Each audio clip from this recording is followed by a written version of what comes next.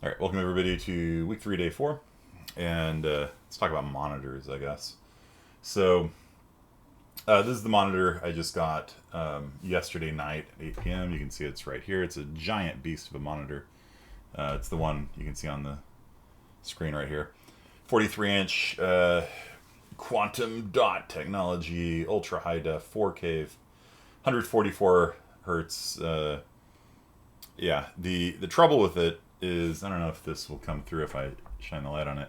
You see how, like, that's supposed to be just solid gray. I don't know if you, is the cloudiness kind of coming through on that? Like, it does not have any sort of uniform gray. Like, it looks like clouds on the screen. And okay, that's strike one. Strike two is that when you move your mouse, it leaves streaks behind. You mess that a little bit. They have something called overdrive that pushes it down quicker. But then what happens is it overshoots and it becomes white. And so no matter how you do it, I've got it at a decent enough setting now. Let's see if I can move the mouse. That's about as good as it gets on it. But like if you scroll the screen around, then it leaves streaks and things like that. Or if overdrive is overcompensating, it becomes white instead of black and things like that. It's a it's a VA screen, if you guys know what that is. And so that's strike two. But the fatal strike is that there's a dozen dead pixels on the screen, and they're about the size of a grain of rice, which is small, but like not that small. And if you, I don't know if I could just put up like a white screen or something on here. White screen. It looks like there's just a permanent piece of black. Yeah, whatever. It just looks. There's two different dead areas on it too. It's not just. Oh, don't close the stream. No. There's just like two different like black areas that are permanently black on the screen. So, yeah, that's a instant reject from me. So I'm gonna return it, and we'll see if Newegg charges a restocking fee of $300 or something ridiculous on that. So this is the one I'm looking at getting. And why am I mentioning this? I'll tell you in a second. It actually relates to gaming because these are gaming monitors, right? So this one's smaller. It's 32 inches versus 43 inches. 43 inches is actually maybe a little too big for me. It's like I actually have to move my head to kind of look at different parts of the screen. It's kind of nice, like when playing Red Dead Redemption. Like, it's kind of nice. I barely have enough room on my desk. My other monitor here is actually sticking off the edge of the desk a little bit. This one, the monitor's on, the webcam's on. So moving down from a 43 to a 32 will allow me to put the, like its leg is right on. I don't know if you can see this over here. Its leg is right on the edge of the desk, and so you can see my wife left her bathroom. And so there's an earthquake or something, it'll fall off. So a 32 inch should probably fit on a little bit better.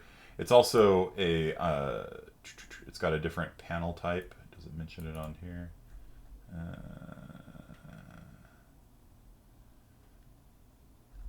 Might have to go to specs.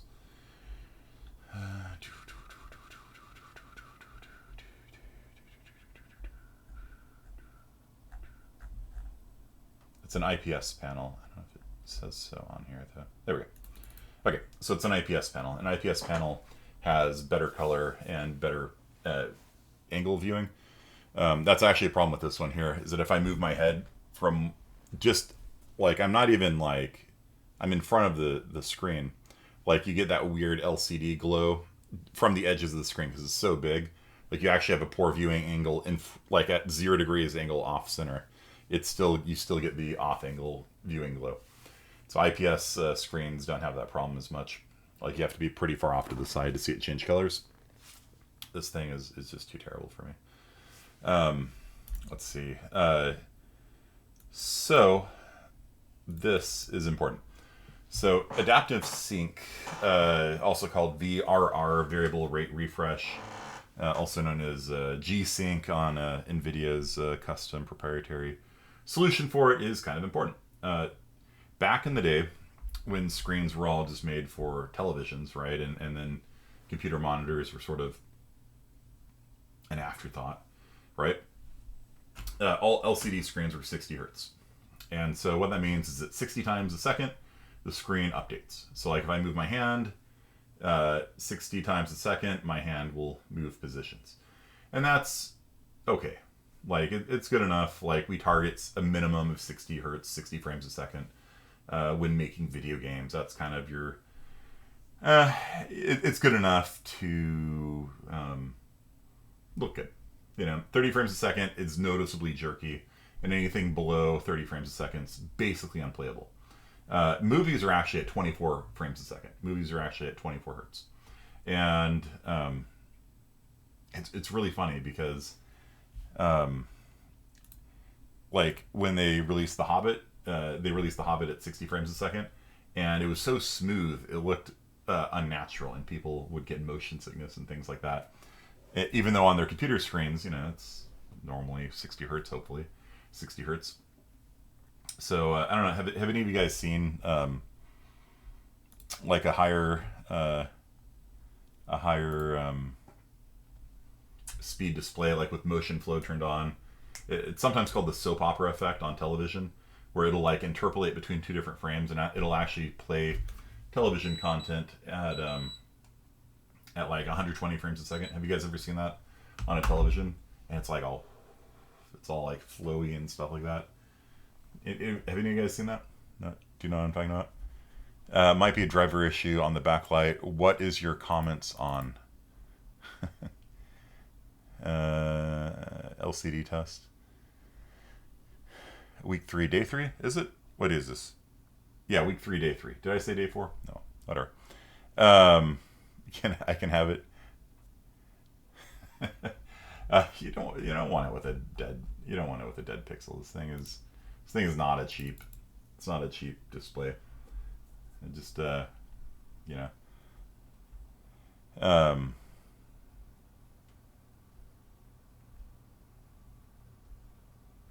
many screens do I have? I have 2 right now. Well, technically more. I've got my old 1080p television that I had hooked up yesterday. You might have heard it rattling around as I like move the mouse. Like the screen goes like this, and it makes a rattling sound that probably came through in the recording.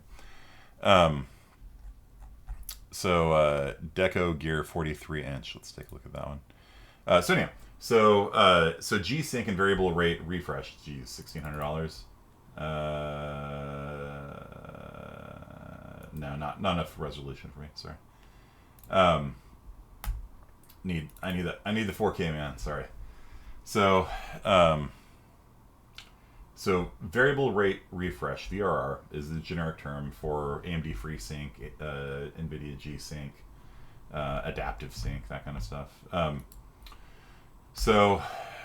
What it means is, so back in the day, you had 60 hertz displays, and so 60 times a second they'd update. And if your video game wasn't ready with a new frame, you're rendering all these things on the screen, you have a 60th of a second to put up a new frame, then the monitor grabs it and displays it on the screen, and then you have a 60th of a second to display the next frame. And you can have things called double buffering and triple buffering, where you can have multiple frames in advance kind of queued up. Downside is that adds latency to your experience, so when you click, it'll actually go through a couple frames before the fire happens. But let's just say there's no buffering like that. You have a 60th of a second to prepare the next frame. And there's a lot of things that go into making a frame. All that stuff we're doing in Unreal Engine, with all the materials and textures. For every triangle we have on the screen, it needs to be rasterized, which means you have to go through the boundaries of the triangle, and for every pixel, you have to figure out what color it should be. And that involves all those materials calculations, and those material calculations, as you saw, could be complicated because there's like, you have the micro and macro texture variations blending together, and lerping this and lerping that, and you have bump maps and normal maps and all these maps and opacities and all those things. And it eventually says, okay, that's a green pixel. Cool. You have to do that for every pixel on the screen for every triangle on the screen. And if you have multiple triangles on the screen on the same location on the screen, then they draw over each other. And like we talked about yesterday, there's a Z buffer. The Z buffer holds how far away each pixel is from the camera. And the nearer ones get drawn first. And then you have to light them. So you have to figure out for every light source on the in the world, they send light at the triangle and light reflects off of it. And there's a normal map that controls at every point which direction it reflects light in. And there's specular and diffuse and ambient, and you have the sun, and you have bounce and indirect lighting sometimes. There's a lot of stuff that takes place in a 60th of a second. A 60th of a second is not a lot of time, right?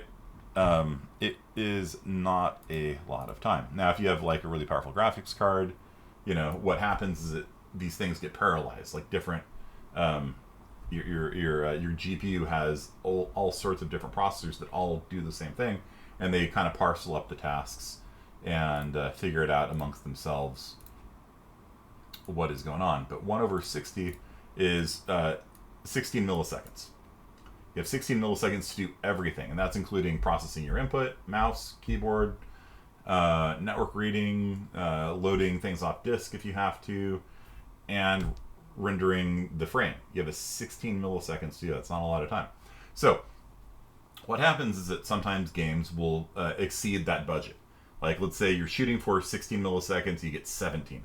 On a traditional monitor, what happens is 16.6 milliseconds goes by, the monitor's like, hey, you got a new frame for me? And the graphics card's like, no, man, I don't got a new frame for you. So the monitor just displays the old frame. So it had a picture of the security guard we had yesterday, you know, going halt, or stop, whatever. It just shows that same frame again. It shows it twice. And then 1 millisecond later, your graphics card is ready with a new frame, but the monitor's like, I don't care. And it waits until the next frame. And it's like, hey, you got a new one? Yes, I do. Now, if you have what's called Vsync turned off, your graphics card will actually interrupt the monitor in the middle of that process. Be like, hey, bro, I got a new frame. And the monitor's like, hey, man, I'm already halfway done with this frame. I don't care. I got a new frame. And so the first half of the frame will be from the old frame, and the bottom half of the frame will be from the new frame. And so you'll see a tear on the screen. As, you know, if you look closely, or if you move your camera very quickly, you'll see tearing if you have Vsync turned off. Now, you'll get a better frame rate if you do that. Like, you'll get maybe 58 frames a second instead of 60, but there's noticeable screen tearing. It looks kind of terrible.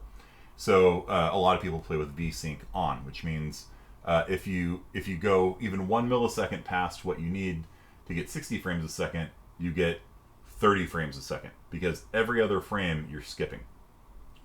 So if your rendering time goes from 16 milliseconds to 17, like you're doing something, you know, there's just a lot of projectiles in the world, there's a lot of particle effects, whatever, and you exceed your budget by just 1 millisecond, your frame rate would drop from 60 to 30. Now, enter Gsync. And then AMD later on came out with Freesync, and now there's a generic term in the industry called VRR, variable rate refresh, which is part of the HDMI 2.1 standard. Now, what happens is that rather than the monitor being like, hey, you got information for me, hey, you got information, hey, you got information, what happens is the graphics card triggers the monitor. The causality goes the other way. And so the graphics card's like, bro, I got some new data for you. Here you go. And then the monitor updates. And until you do that again, it just holds the picture on the screen.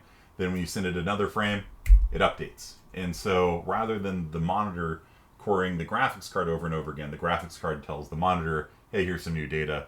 And so by doing so, you can have a 43 frames per second output on your monitor. It doesn't drop from 60 to 30 or 30 to 15 or 15 to 7, which is what it used to do, which is really bad because they're basically just 2 frame rates you would get on a traditional 60 hertz monitor. And it's still that way to this day. If you do not have Gsync enabled, or if you do not have a Gsync monitor or FreeSync or whatever, you're going to get 60 frames a second, or you're going to get 30 frames a second, or you're going to get trash. Those are the 3 options. You get 60, you get 30, or you get trash, unplayable, right? So by introducing Gsync, now if a video game goes from 16 millisecond rendering time to 17, the frame rate drops from 60 to 59. Not a big deal. It's not even perceptible to the human eye. And you also before would have these situations where you're getting 60, you're getting 60, you're getting 60, then it drops to 30, then it drops to 15 and it's really chunky. Then it goes back up to 30 and it's kind of chunky. Then it's smooth again. Then it's chunky again. Then it's smooth again. Then it's chunky again. And it's really jarring to the human visual system to see that. With Gsync, it smoothly gets smoother and chunkier, higher and lower frame rates, and it's not as jarring to the human eye. So, what do you think about the Steam Deck? I don't know. It looks cool, dude. It looks pretty cool. Stats on it are nice. I need to see the benchmarks, honestly, to tell. The thing's drawing 15 watts, which is good. It's like, I don't know how much. I don't know how much graphics performance you're going to get with 15 watts. Because, I mean, there's a reason why, these big PC systems are eating up, hundreds and hundreds of watts of power. It's not just for show, So, I basically would need to see it. Now, it's the Steam Deck itself has a fairly low resolution display on it. I believe it's like, it's a little bit better than 1080p, I believe. Steam Deck technical specs.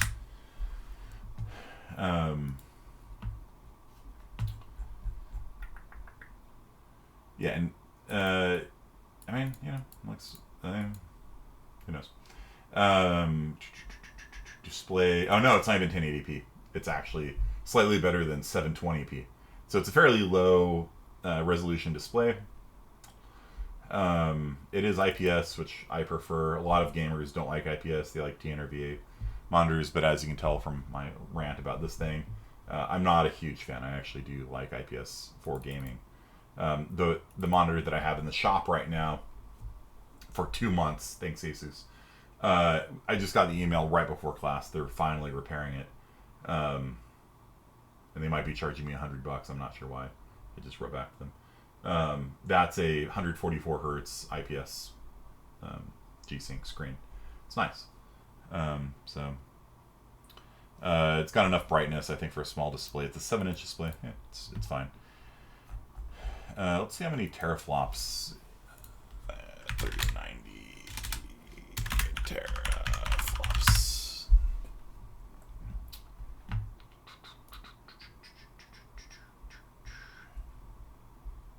Can't wait to make games that shouldn't be played on it. Can't wait to play Diablo 2 on the go. Aren't they remaking Diablo 2? Is that a thing? I will start our Unreal 2 part in a bit. Diablo 2 Resurrected. So it supports 4K resolution. I believe that when it came out, it wasn't actually. I don't think it's 3D. I think it's a sprite-based system. I, of course, was born in 1901. Can I be born in 1901 anymore? No, they don't allow 1901. 1902 is the oldest you can be. 119 years old. January 1st, like everybody else on the internet. Can I I don't want to pre-purchase it. Remastered graphics. Let's see here.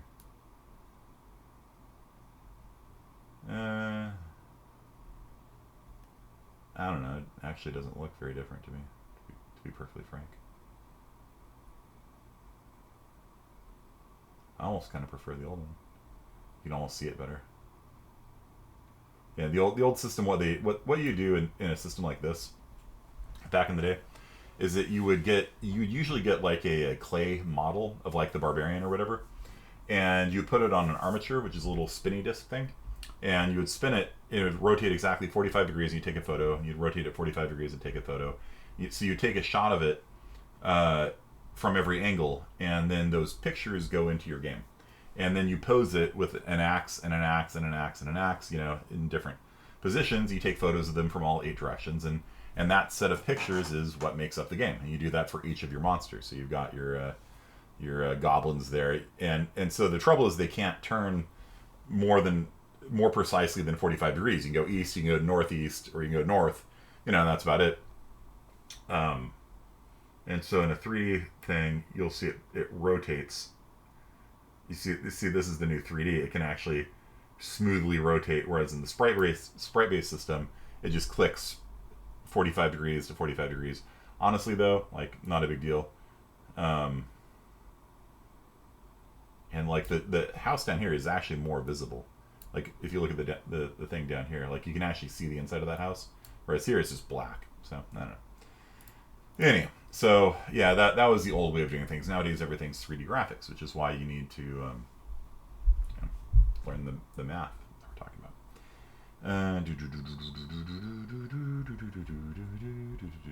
30 series, 3070, 36 teraflops. Okay, so this is a 30th of this, 20th, 20 times 20, yeah, a 20th of the speed of my card. So yeah, not a super powered graphics card on that. It's even like 10 times slower than the 3070, So yeah, I'm not. That doesn't look too impressive as far as graphics power goes. But man, that's a whole PC and like a Switch, Nintendo Switch kind of portable console with a dock, and you can plug it into your monitors and stuff like that. So one issue I have with it is that I don't think it supports HDMI 2.1. Output. Dual pan. Does it have Wi-Fi 6? That's a big question too.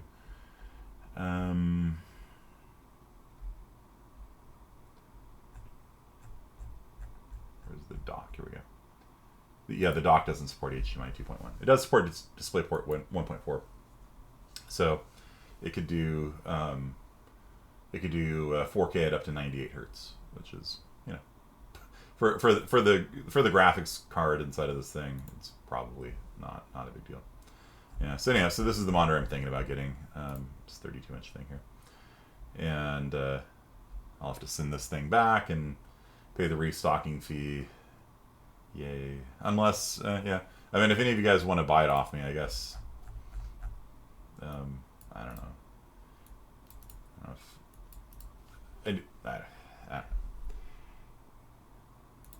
I guess I could take off whatever the restocking fee is if you guys want. I don't know. I'll think about that. Okay, so you can have the old style graphics, previous teacher said the G3 is a better portable PC, but it's 1K. Same thing as SteelDeck, but it's out right now. Yeah. You don't want any more? Yeah, okay, that's fair. After I've talked enough smack about this thing. It's fair. All right. It's not terrible, but yeah, it just has this. Do you know what I mean by like the LCD glow? Like when you look at something from the side and you get this weird light bleeding out of it. Like I'm getting that just looking straight at it, which is not good enough. Not good enough. So I guess I'm an IPS snob. I don't know what to tell you. Okay, so let's yeah, first learning point for today is Gsync. Okay, it's very important, and that it was honestly it was one of those things where people were kind of like, why didn't we think of that before? Like we just assumed like this is how things are. You're gonna get 60 hertz or 30 hertz or 15, and if they release a higher frame rate monitor like a 120 hertz monitor, then you can get 120 or you can get 60 or you can get 30. But the trouble is like the difference between 60 and 120 is really, really big, and so if you couldn't push 120 hertz, you got no benefit from a high refresh rate monitor, and so yeah, NVIDIA, when did Gsync come out? It was like 10 years ago or something. Like when it came out, maybe even older. Like when it came out, why is there no Wikipedia page for it? There we go. When it came out, it was just like, why did we not think about this before? Like it's proprietary. Yeah, that is a problem, and it does add like $100 to the cost. The AMD one doesn't add nearly as much to the cost. What year did it come out?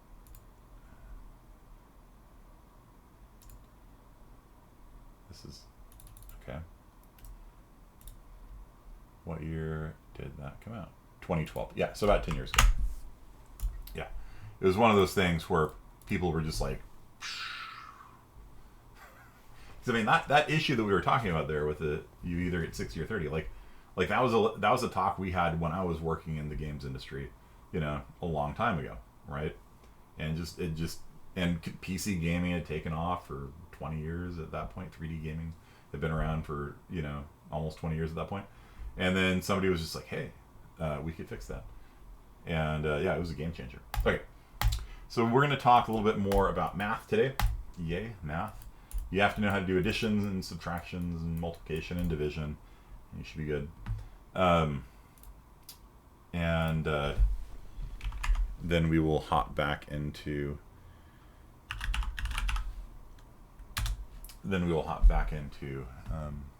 Unreal Engine. Okay. So, any questions about the Gsync stuff? Monitor technology. I'm not a hardware guy, but I know at least how it relates to gaming. So I did get a driver installed for my Wacom tablet. I don't know why I didn't have, like, I was using this thing like for the last year. I don't know what happened to the driver on it, but I guess it got uninstalled somehow.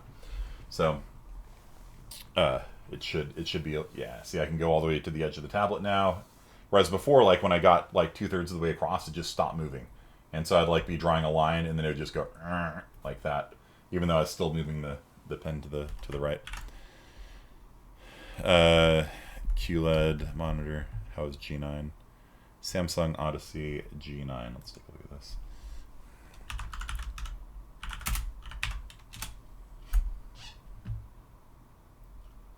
Okay, so 49-inch. Yeah, that's too big. Unless that's okay. I see. Is it curved? Yeah, it's curved. So that's a pricey monitor right there. 240 hertz. 400, really? It's telling us 240 and it says the refresh rate's 144. Interesting. Tech specs.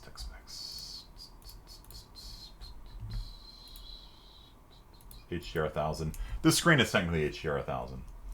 And the one I think I'm going to get is HDR 400, so it's going to be not as good in that. This one also has almost 100% of color gamut for, was it DCI P3 or whatever, so it's got good colors on it too.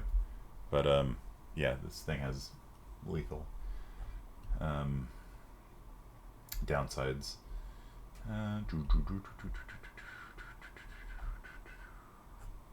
Why does it not have any specs on it? Suspicious. What are you guys thinking? Monitor, I want a cool new desk.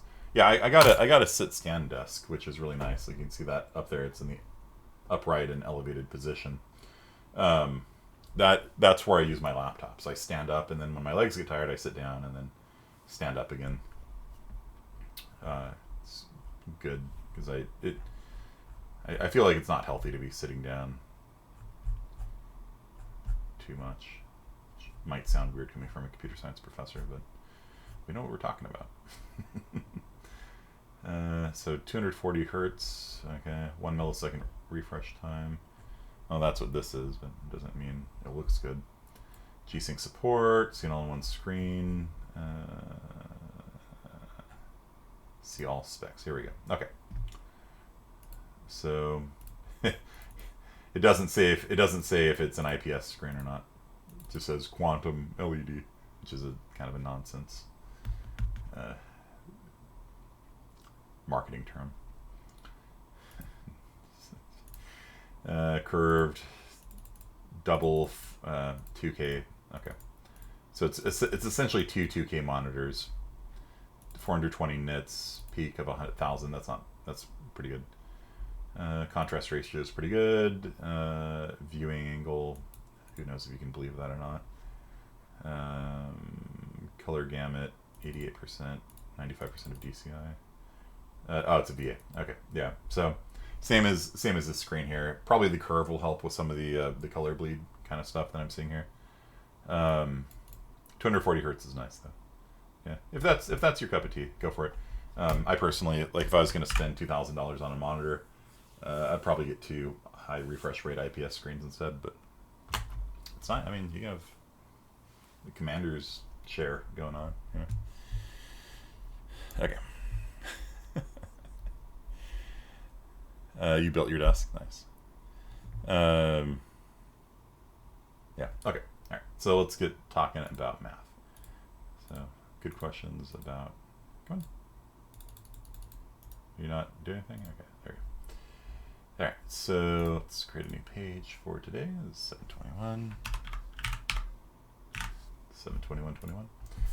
Okay. So a vector. Let's talk about the humble vector. We'll talk about 2D for now.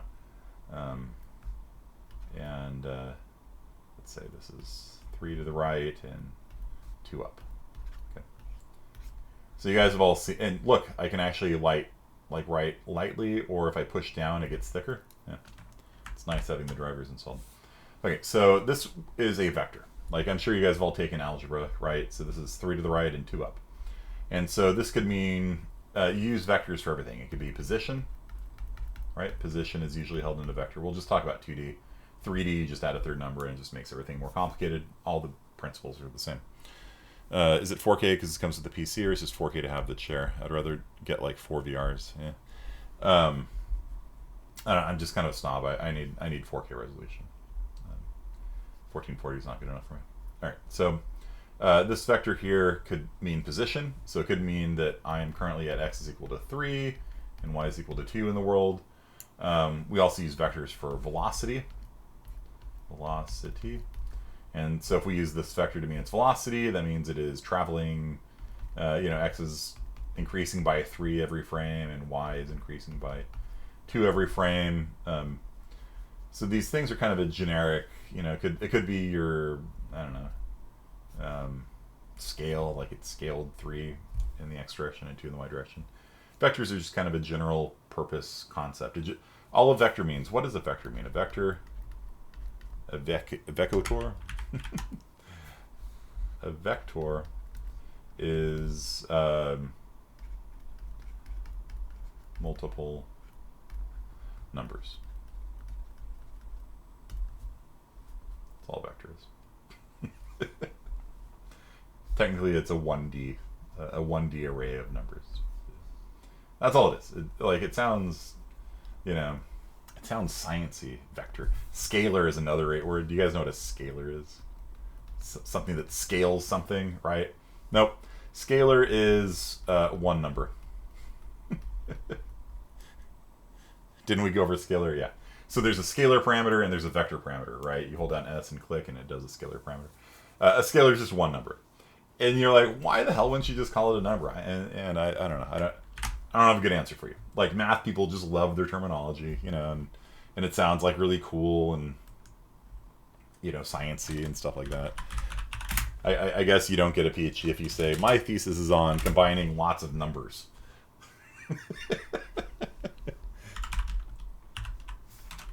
And so, like, in Despicable Me, there's a villain called Vector or Victor.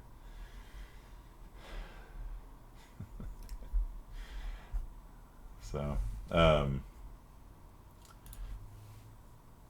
he plays on the term vector all the time. I commit evil with direction and magnitude. Tensor, yeah, tensor. The weird thing about math is that it's not that complicated once you kind of get past the terminology. I mean, some things are, but usually you never realized I didn't know vectors at the time. What was that, Shammy? Like, a vector in computer science is a 1D array. That's why they're called vectors. They're just multiple numbers. That Victor made vector puns. Yeah. That was the whole point. I commit evil with direction and magnitude. So,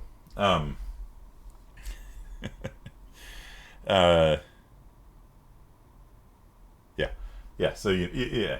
And so, a lot of these things is just what the hell is a scalar parameter? It's a number. What is it? It's a number. That's it. If you know what a number is, you know what a scalar is. Okay. So what can we do with vectors? Okay. So you can always add one vector to another vector. Okay. And how do you do that? Let's say you have one vector that is 3, 2. You have another vector that is, I don't know, to -2. And so let's say this is velocity, right? So let's say you've got a guy in a car. He's traveling 3 miles an hour east and 2 miles an hour north, and he throws a ball that is traveling 2 miles an hour east and 2 miles an hour south. And so in physics, they teach you to just take the vectors and just put them next to each other like this. Have you guys ever seen this before in physics? And so when you add the two together, you get 5 and 0. So if the car is traveling 2 miles an hour north and you throw something at 2 miles an hour south, it will travel no miles an hour north or south in the relative to your frame of reference. So in physics, they take you to just pick up this vector and just move it over here, and then that's the sum.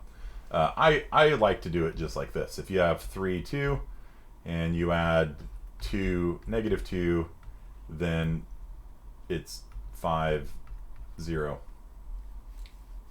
Like, I don't know. This is simple and you can sort of visually see what's going on, but to me, like, if you know how to add one number, you could probably add 2 numbers.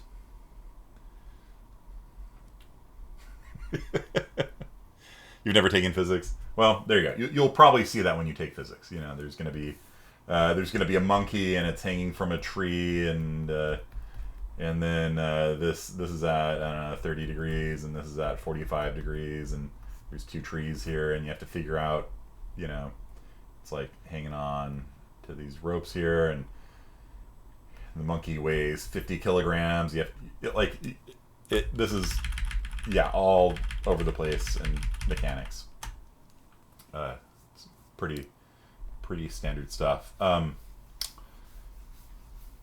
if the monkey's hanging there, if it's not moving, then you know that the downwards force is opposed by the upwards force, right? Because it's not moving. So the monkey weighs 50 kilograms, and there must be 50 kilograms on the vines pulling upwards. And then if you have 2 vines, then you have to figure out how much tension is in each vine. You do that using like a cosine or sine or something like that. We don't have to worry about any of that stuff. We're computer science people. We're game development people. We have the world's simplest arithmetic. So if I have one vector, let's say I have vector A, and vector A is 0, 10, and vector B is 100, -20. Could you guys please compute for me what is A plus B? What is A plus B? A is 0, 10. I'm just going to clean up that 0 there for a second. There. I tend to draw when I draw a 0 by itself, I tend to put a slash through it, just so that, you know, I'm not using O, like, yeah, obviously. So, right. It's a habit I have. When I write a Z by itself, I tend to put a line through it too, so you can see the difference between a Z and a 2. And a 7 sometimes, I'll do that too. just that habit I have so that people can read my not always great handwriting. So what do we got here? Unedited gang. Avena. So the process of adding 2 vectors is you add the first component to each other to get the resultant first component, and then you add the second component to each other to get the resultant second component. So like the 0 with a slash in it, I don't know what it does. The 0 with a slash in it, it's just a so like in math, this will sometimes represent null, which is different from 0. But like when I write numbers, I put a slash in it just so that people know that I'm not writing O. It's just a font choice for my handwriting. So, Avena, what is 0 plus 100?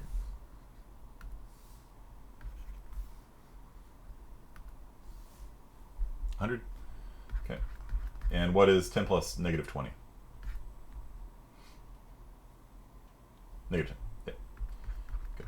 Yeah. When I tried explaining negative numbers to my daughter, like, she started crying.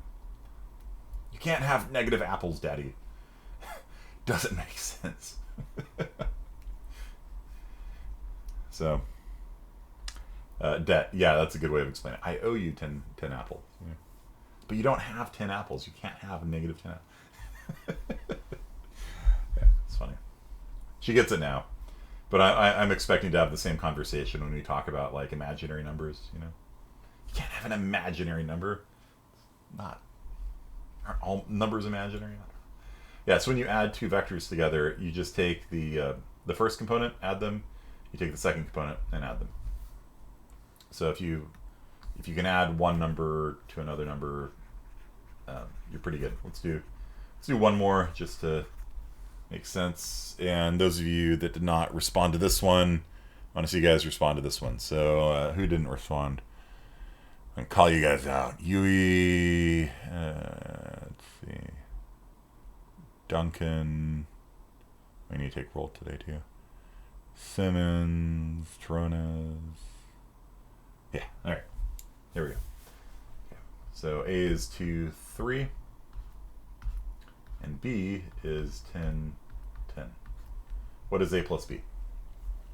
Yui, Duncan, Simmons, Tronas, Leon.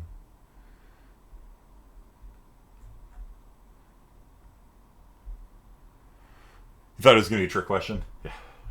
It's tricky in the sense that it's simple. Linear algebra is the last math class that computer science people have to take. If you're a math major, you have to take more. But if you're a computer science major, you have to take 2 years of college math. And man, like you start calculus and it's like kind of okay, you know, you're like doing derivatives and integrals and it's kind of all right. Then all of a sudden it's just like differential equations and like vector calculus. You're just going like, ah. And then you get into your 6th and final class and it's linear algebra. So you're expecting it to be like the next level of difficulty on top of that. And it's not. This is linear algebra. It's just algebra with more numbers. I don't know. Okay. So too scared to answer. Yeah, that's fair. Yeah, 12, 13. That's it. Yeah. Okay. So we'll do subtraction now. So we'll see if you guys can figure this out. If A plus B is 12, 13, you guys all got that correct. What is A minus B? Kicking up the difficulty here. I'm not even going to explain to you how subtraction works. I'm just going to assume you guys can figure it out. It's the same thing as addition, almost. Okay. He's not talking about matrices, though. This is a matrix? This is a matrix? What are you talking about? The matrix, it looks like this. 2, 3, 10, 10. This is the matrix.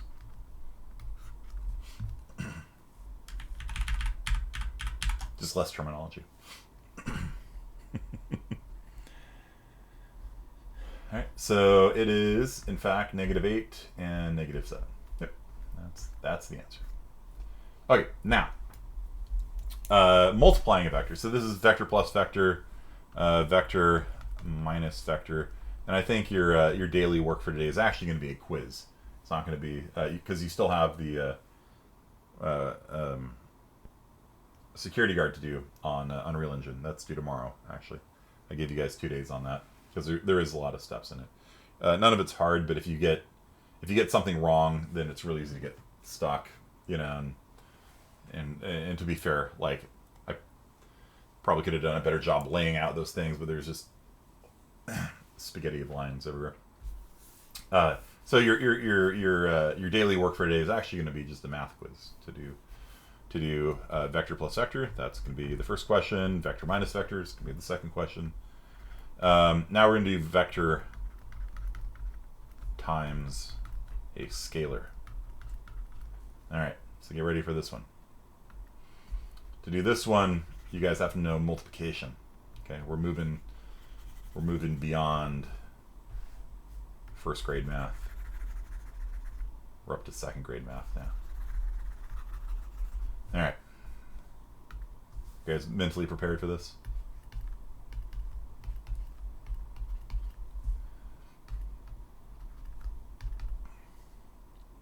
Hello Kitty calculator. All right.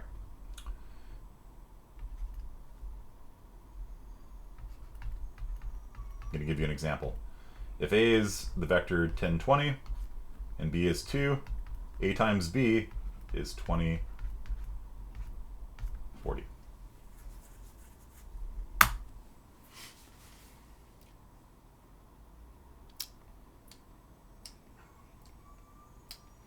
So a scalar will scale both elements of the vector. So you take whatever number is the scalar, and all the elements in the vector get multiplied by that. So it scales it. Okay. If I had a big vector, like if I had a, big old vector, like 10, 20, 30, 40, and I multiplied it by 2, then it becomes 20, 40, 60, 80.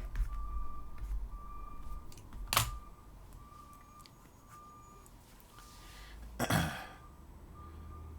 do you guys think? Yeah, it's just yeah.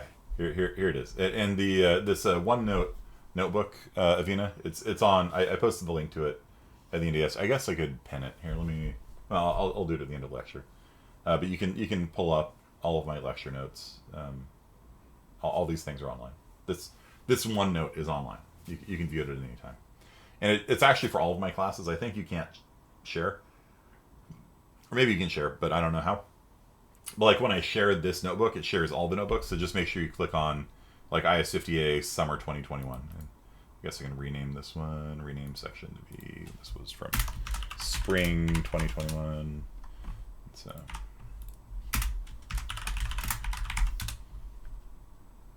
Did use the rainbow pen a lot, huh? Okay. Reorder this. There we go. Okay, so yeah, you can just when it pulls up the OneNote for all of my classes, just click on this class, and if you want, I guess you can look at all the notes from like last semester, and you can see I've got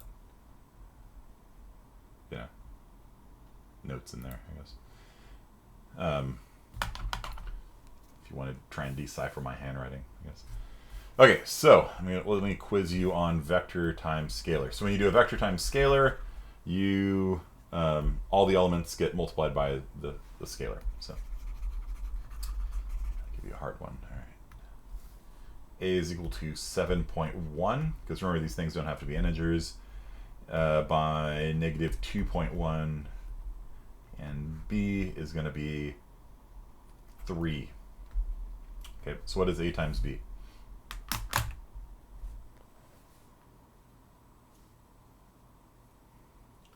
Okay, what is A times B?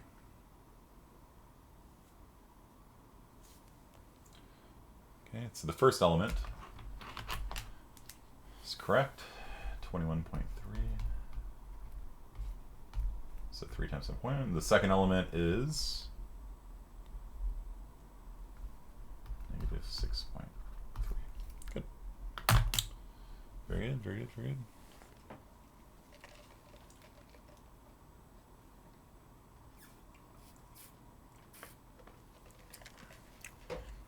So when would you use this in a video game? Well, let's say that you've got a direction vector. Let's say that your forward vector is was it 0.707 by 0.707. So let's say this means the person is looking. Looks like the symbol for Mars. Huh? No, the person's looking up at a 45-degree angle that way. This is a unit vector, right? This has a length of 1. If you use the Pythagorean theorem, it'll be, well, close to 1. Yeah, close enough to 1. So the person is looking northeast at a 45-degree angle. Okay? And you want to do a trace line, and so you can trace line from your current position to your current position plus the direction you're looking times 1,000. That's a very common thing to do. So you would do a trace line from current position, whatever that is, to current position plus vector addition. Current position times your forward vector times 1,000. So that is this is one of the most common uses of linear algebra you're going to see in a video game, because trace lines are everywhere. You shoot a hit scan weapon, the bullet starts at the tip of your barrel. Typically, this this position here is actually marked, you know, like there's usually a point on the blueprint marked as like barrel point or something like that, and that's the literal point the bullet will come from. And so it starts there, and it goes to, remember there's two different inputs into a trace line, starting line, ending line. And then it goes to that position plus your forward vector, the direction you're looking, times 1,000. So that would be 10 meters, right? So this would do a trace line in the direction you're looking for 10 meters. And it will return the first object that it hits out of the video games to do. Or you can make it, you know, 100 meters, whatever, it doesn't matter. And so your gun will shoot a bullet 100 meters. And then the trace line function will return the first object that's it. And then you can do things like, say, if it's a person, inflict 50 damage on them or something like that. And so this is here, that is a plus sign, believe it or not. That is vector addition, that's this one here.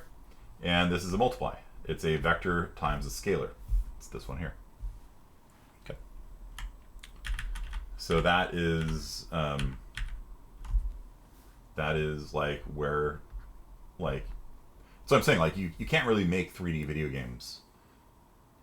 Probably can't even make 2D video games. But you really can't make 3D video games without understanding this, right? And I've had students go on to like Irvine and Santa Cruz for game development majors, and they said they don't teach this, and I don't know if that's true or not. Like maybe they just didn't take the classes where they teach this or something, but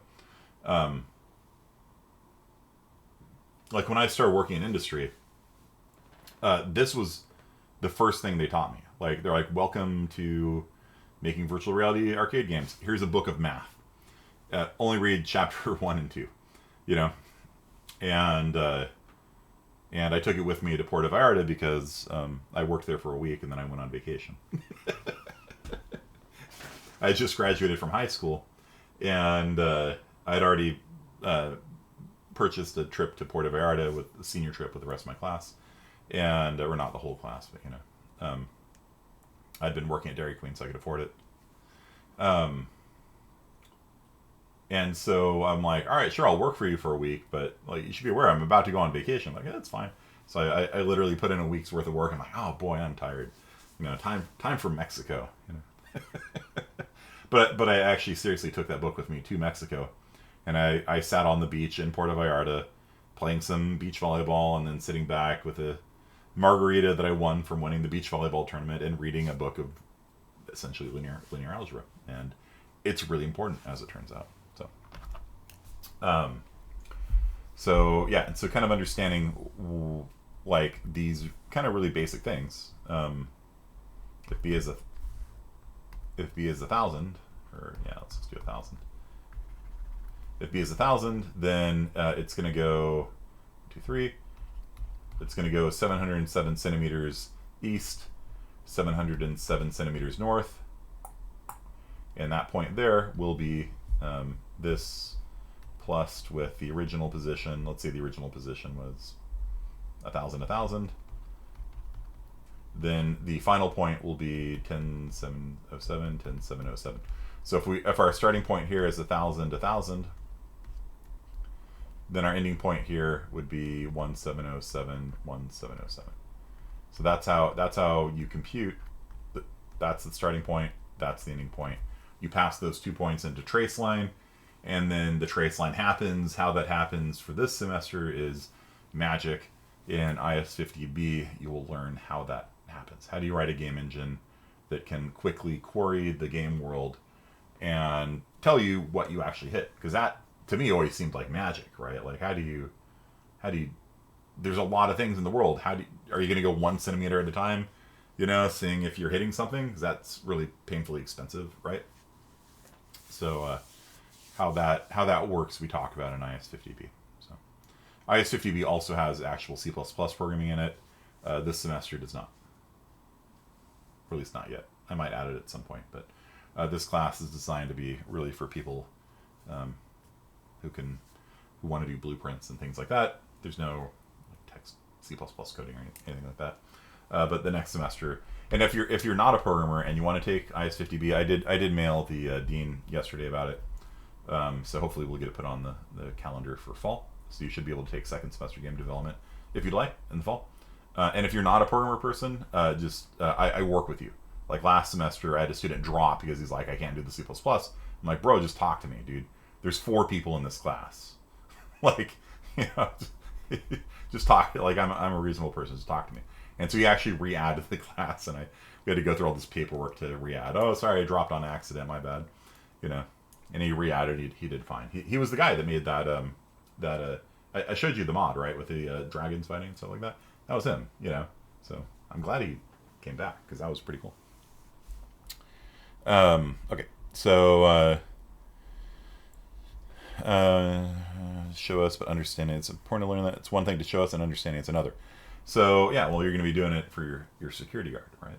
Like this is how the security guard works. You got a starting position, any position. Yeah. Okay. Vector shoot top down camera from a player. That way the player can aim in all directions, get headshots. Okay. How long do I have to have until it's too late? You can take it anytime you want. You can like a deadline on enrollment and stuff like that. Just add it after the semester starts if you want. Because I don't even think it's on the web advisor yet. So just yeah, even after the semester starts, just get an ad code from me. Okay, so let's do one more vector times scalar, and then we'll move on. So if A is 10, 20, and B is -2, what is A times B?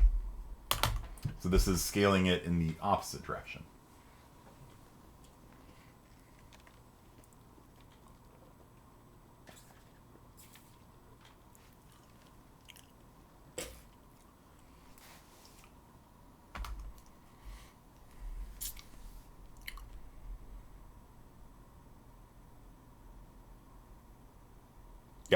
Very easy compared to calculus. And yeah, my experience with calculus was not a positive one. I actually really enjoyed it in high school. I took it at a community college, and the professor was excellent. And then I went to UCSD, and it was all like visiting professors that really weren't good at teaching. You know, like they were scholars and knew their material really well, but like what they taught us was hard to understand. And so when I took linear algebra, the professor was fantastic, and I was just like, oh, this all makes sense to me. This is crazy. All right, cool, nice. All right, you know, neat. And it probably helped that I'd been doing 3D game development and stuff like that, so I can kind of see the purpose of it. Okay. All right, so let's do vector times vector.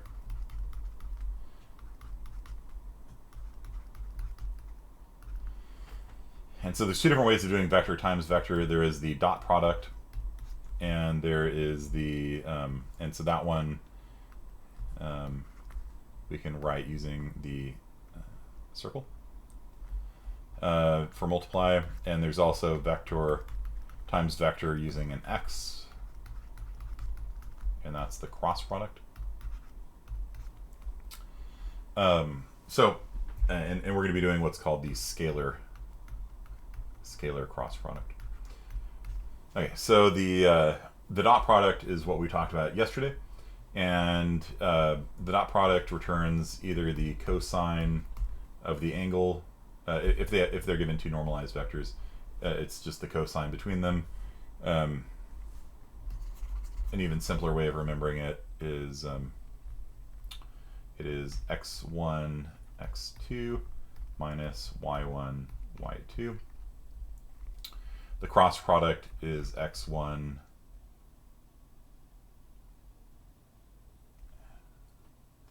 I always get this one backwards. X1 y2 minus x2 y1. Yeah. Okay.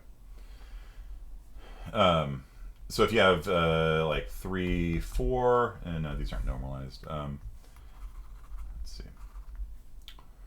if you have 1, 0, if A is 1, 0 and B is 0, 1. So if we draw this, A would be this one here, and B would be this one here. The angle between them is 90 degrees, obviously, right?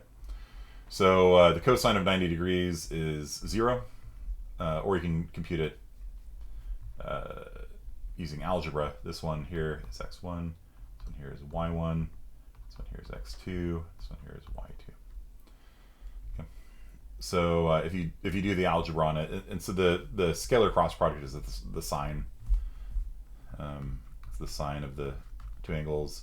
This one here is the cosine of the two angles. Or you just plug the numbers in. So x1 is 1, x2 is 0, 1 times 0, minus y1 is 0, y2 is 1, 0 minus 0 is 0.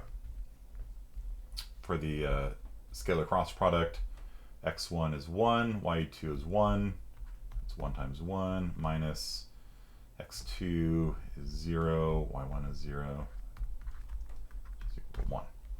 Okay. So the dot product, like we talked about yesterday, is used to see if two things are looking the same way. So the dot product,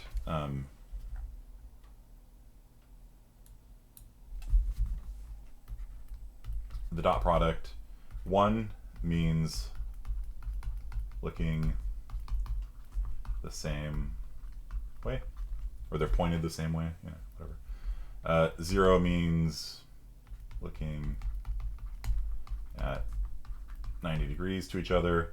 -1 means looking opposite ways.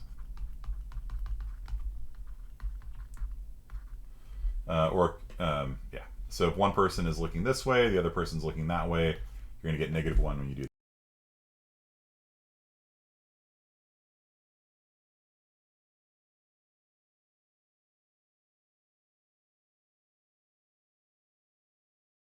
On either side where it can see the player. Then what you do is you take the displacement vector to the player, and you take the forward vector of the guard, you dot product them, that's A, that's B. And so you say if the dot product of A dot product B is greater than 0.7, then shoot, or whatever. What's going on with my tablet here?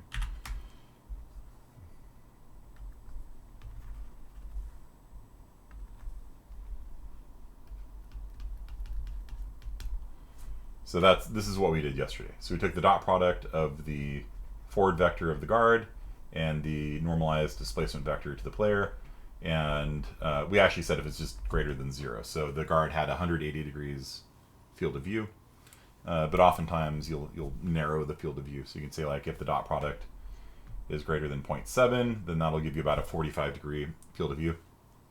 And you typically test these things by just having it print the result of the dot product, and you just walk around and you just kind of look at it like, should he be able to see me?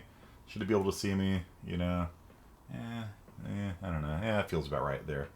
And then that number there, you usually get by just outputting the dot product and then just looking at it, just eyeballing it. But that's the cosine. That number there is the cosine of the angle. So cosine of 45 degrees is 0.707. This is truly what it means in elementary school when they teach x or dot for multiplying, or star, right? And so, yeah, math terminology, yeah. You're going to confuse people maybe if you use those. So I typically will just use dot product or cross product rather than multiply. Because, you know, which multiplier you're talking about, you know. So, and then for cross product, if you get -1, if you get -1, like if you cross product A times B, if you get -1, then B is to the left, A It just depends which one you do first. It's 1 minus 0. Yeah, okay. B is to the right. 0 means either front or back. Doesn't tell you which. That's what you use dot product for. And 1 means B is to the left. And again, these things range smoothly. So you're going to get numbers between -1 and 1. The more towards -1 it is, the more to the right it is. The more towards 1 it is, the more to the left it is. And if you get 0, you don't know if the thing is in front of you or behind you. It could be either. So a cross product with A is 0.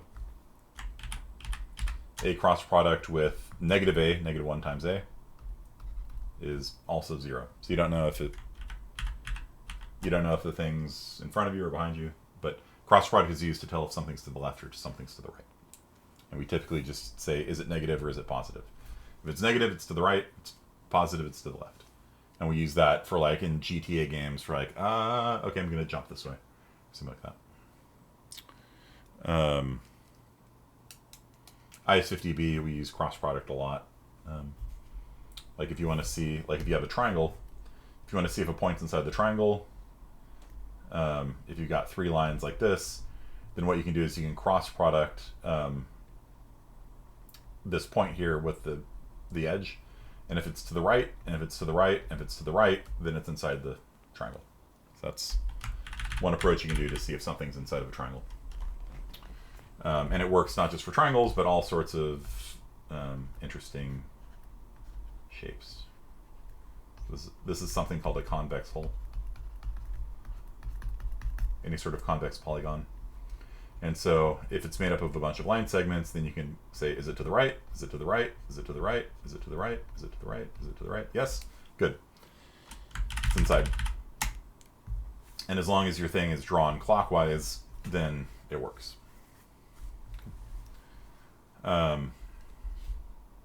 Okay, so that is our math for today. We'll do probably more yesterday. We did do more yesterday. We'll do more tomorrow. If it's counterclockwise, then you get, is it to the left? Is it to the left? Is it to the left? Yeah, you just have to be consistent. So whenever you do a convex hole, you just say, whenever you form this thing, make sure you do it clockwise. Or if you want to do it counterclockwise, make sure you do it, like, don't mix them. Like don't have some of the line, like you usually hold them as line segments, or you just hold them as a series of points. Just make sure they go clockwise.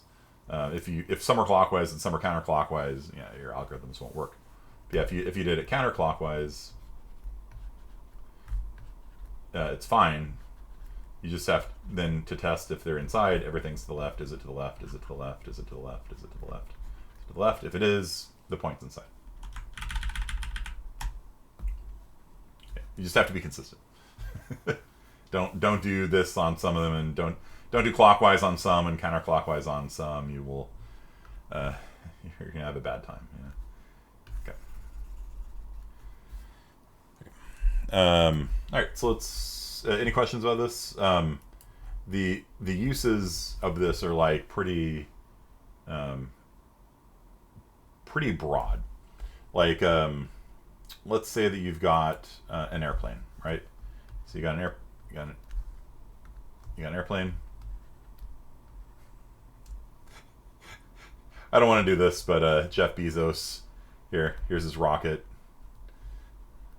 Jeff Bezos' rocket from yesterday. So Jeff Bezos' rocket is going this way, and you want to shoot a rocket off of the you want to shoot a rocket. It's traveling at 1,000 miles per hour in the x direction, and 0 in the y and z. Okay, so it's traveling 1,000 miles an hour to the east. And let's say that he sees somebody over here who does not have Amazon Prime, and he wants to shoot them with a rocket.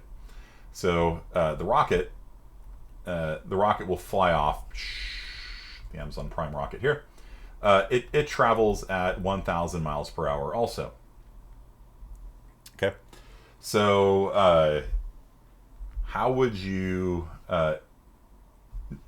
Some video games actually don't do this, right? Like if Bezos's rocket is traveling at 1,000 miles an hour to the east, right, and you launch a rocket at 1,000 miles per hour to the east, then the rocket will just sit there, right? So the rocket's Bezos's rocket and the rocket he launches, and they just fly next to each other. But that's not how physics works, right? With physics, if you're traveling at a high speed and you shoot a gun, the bullet still flies out ahead of you, right? So Alexa, shoot the rockets. Okay. So what speed should this rocket be going? If it should be going 1,000 miles an hour faster than the you know, whatever this is called, Prime 1 or whatever the name of his rocket is. I don't know. So what speed should the rocket be going at?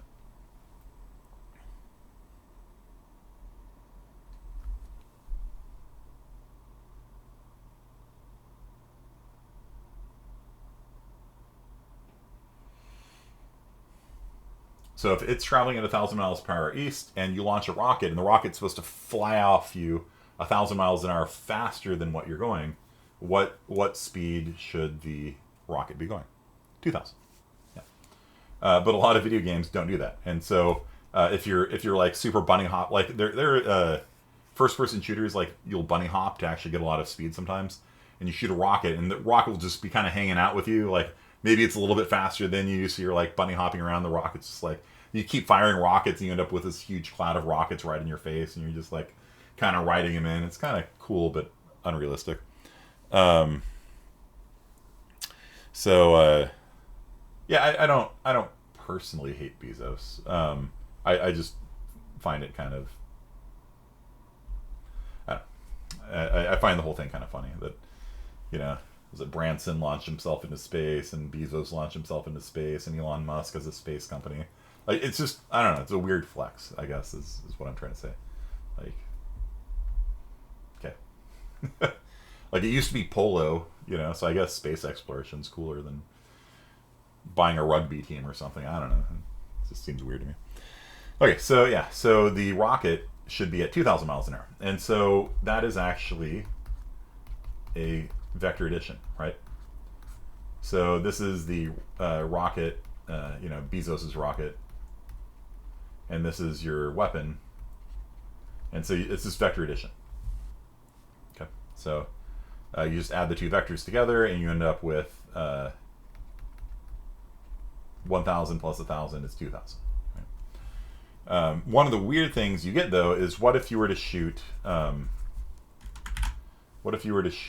the rocket backwards, right? Like Alexa, his co-pilot, sees the target behind him, right? So he passed by and the person had Netflix instead of Amazon Prime Video open, and he shoots a rocket this way at 1,000 miles per hour. How fast is the rocket going to go?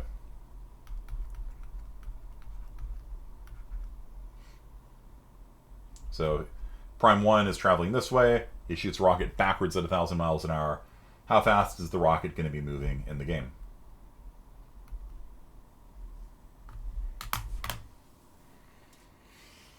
So Prime 1 is flying this way. He shoots a rocket backwards at negative 1,000. It's traveling 1,000 west instead of 1,000 east.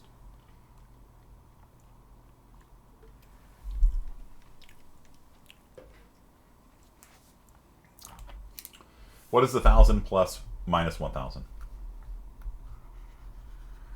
It's vector addition or subtraction, maybe, depending on your perspective. 0. Yeah, so the rocket would actually come out with a speed in the game engine of 0. 0 in the x direction, 0 in the y direction. And I've actually done this in video games before, and it looks really weird. If you're actually traveling really fast and you fire backwards, the rocket just floats in midair and it doesn't go anywhere. It's burning, like you see flames coming out of it, and it just sits there. The enemy walks up to it, looks at it. It doesn't fall because usually for rockets there's no gravity turned on. There's different ways that objects can move through the world. Usually, like if this is your player, it's going to have some sort of player physics on it. which usually overrides the game physics engine. And then for something like a rocket usually has like a fly move type, which doesn't have gravity. So it'll literally just hover in midair forever until somebody runs into it, I guess. So yeah, it just looks, fire's coming out, and it's just, and that's weird too, because like when a rocket is boosting like that, it should be accelerating, right?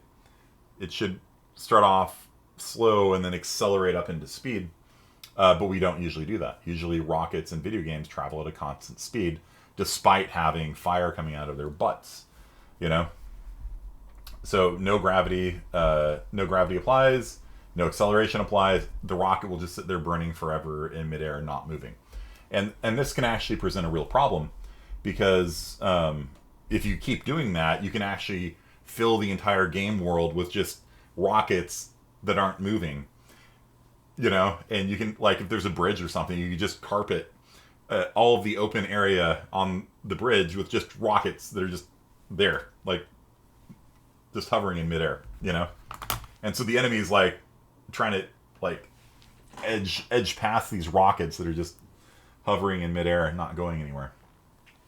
You know, it's and so it's and you know you're gonna have issues with like your graphics rendering. Like if you put if you do this forever, like you could feasibly have millions of rockets just hovering in midair, all burning away merrily, you know, not going anywhere. And so your frame rate can drop, right? Because you're rendering a million different rockets on the screen. Maybe not a million, but you know what I mean. Your particle engine is going to be going crazy because all the rockets have a particle effect on them, spitting out fire that turns into smoke that dissipates. So all of those bits of fire, all of those require mathematical computations to have, you know, their color gets darker and turns into soot, then disappears.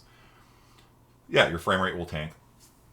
Your network, if those things, if your networking stack isn't very good, then it could be eating up your network bandwidth, you know, broadcasting updates on these rockets that are going nowhere. And also, if your game engine has a limit on how many actors there are in the world, then you can crash the game engine by having too many things in the world. So it's pretty common to have a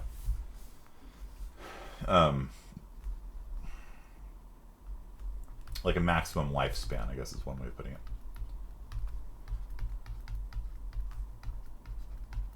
of an object. So like, if you're going to make a rocket, you could be like maximum lifespan of 5 seconds, right? Like if this rocket hasn't hit something in 5 seconds, erase it, okay? And even still, like, you know, I've actually gone back and forth on this because it looks weird one way. If you add momentum, like if you're traveling quickly and you shoot a rocket, you expect it to come out faster than you're traveling, right? And you can actually hit yourself with a rocket if you're faster than the rocket. You know, if you don't add your velocity to the velocity of the rocket, you can actually run into your own rocket, which is weird and non-intuitive. But if you do add your velocity, if you do inertia and momentum correctly, then you can actually create a rocket that just sits there and hovers in midair, which also looks weird. So I haven't seen like a good answer to that. The max lifespan basically says if a rocket hasn't hit anything in 5 seconds, because they travel fast normally, right? You shoot a rocket in a video game, like 5 seconds, a rocket can cover quite a lot of ground. Maybe on really big open world maps or something like that, maybe you make it, you give it a longer lifespan. But, you know, 5 seconds is pretty good. Like, if you think about it, like, it can probably cover, I don't know, like a mile or something. I don't know. Depends how fast your rocket is.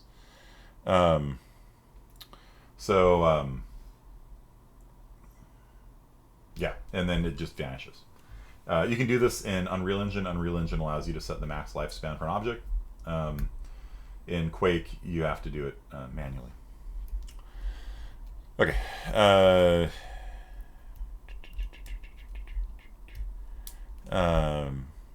Jeff Bezos is Evangelion. It's funny. Yeah, it's, you know, it's as far as like the capitalism thing with Bezos, like it's kind of a weird thing because when the internet came out, Congress passed a moratorium on taxes on the internet because they wanted to encourage internet companies to be able to compete against brick and mortar stores. And what happened was they sort of forgot to not do that. Right, they actually extended the tax moratorium, I think for like 20 years or something like that. And so what happened was that originally Amazon was at a huge disadvantage against, like Barnes and Noble and Borders books and things like that. And then after time, Amazon became dominant, and then they still weren't paying taxes, right? Because Congress gave them a special, not just Amazon, but all internet companies were given a special exclusion from sales tax. So they began outcompeting the brick and mortar stores.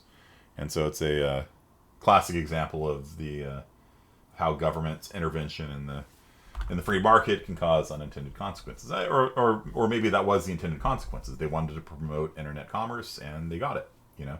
The trouble is now there's no Borders books, and Barnes and Noble's kind of not having a good time. Okay, so that's it for math today. I'll put up a quiz on those topics, and Kmart. Look at that, Kmart. Yeah. Okay. So let's go into Unreal Engine. You guys have any questions about the security guard thing, the use key thing? The use key thing will teach you how. Yeah, maybe we'll make a weapon today, but the use key thing will teach you how to do a key bind and interact with objects in the world. Because that's really what video games are about, right? It's about interacting with, being able to interact with things in the world. Really? Really?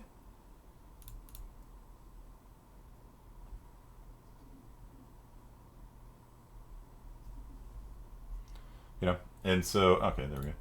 So, there's only a few ways that you as a player can interact with objects in the world. One of them is through a key press, and then the thing can pick up the key press. Another way is by doing a trace line. Like in StarCraft, if you think about it, like if you have like, I don't know what this is. White Cliffs of Dover with a fantasy twist. Cool. That looks nice.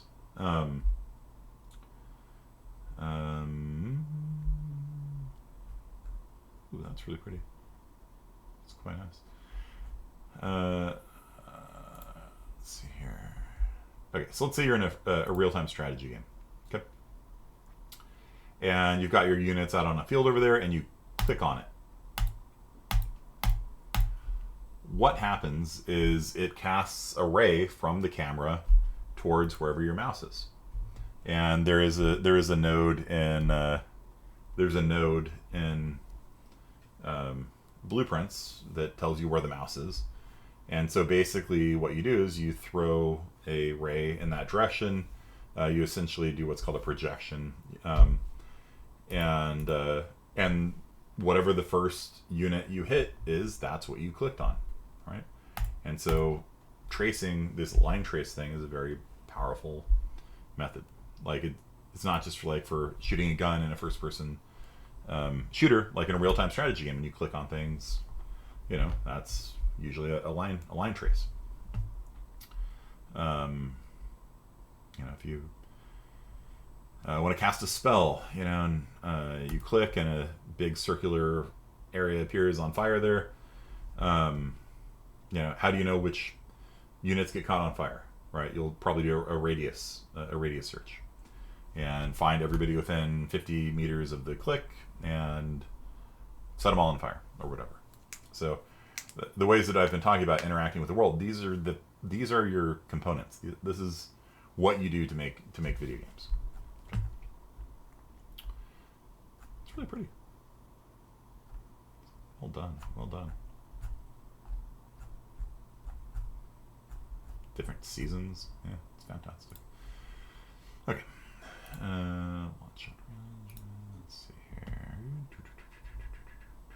December 2021.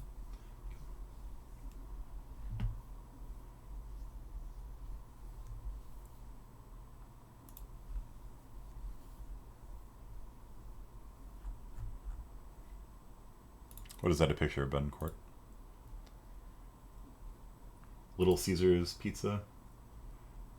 Circle K. Oh, is that a Kmart there? Old Kmart. Gotta love the old abandoned strip malls and things like that. Okay.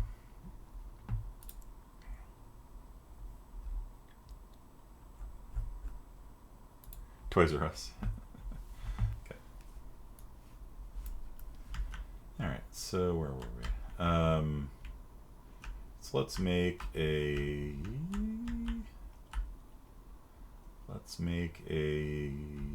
weapon, I guess. I still didn't figure out why that. Well, I kind of know why. Like, the animation mode on this isn't really, the correct way of doing it. You really want to have an animation blueprint, and then the animation blueprint will output a node that tells you which animation to play.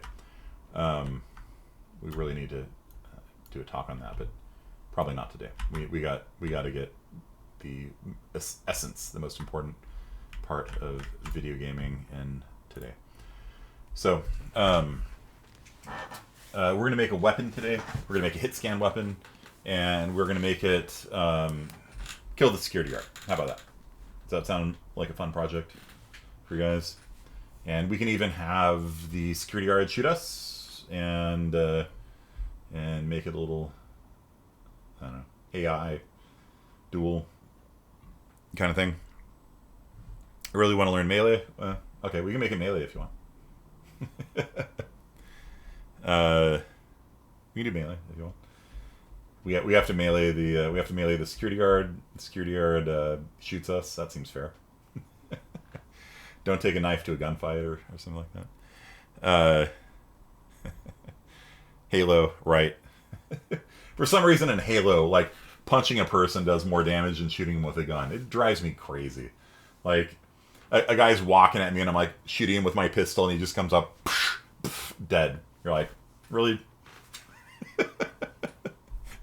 Just check somebody with the butt of your rifle. Does more damage than shooting them with a rifle.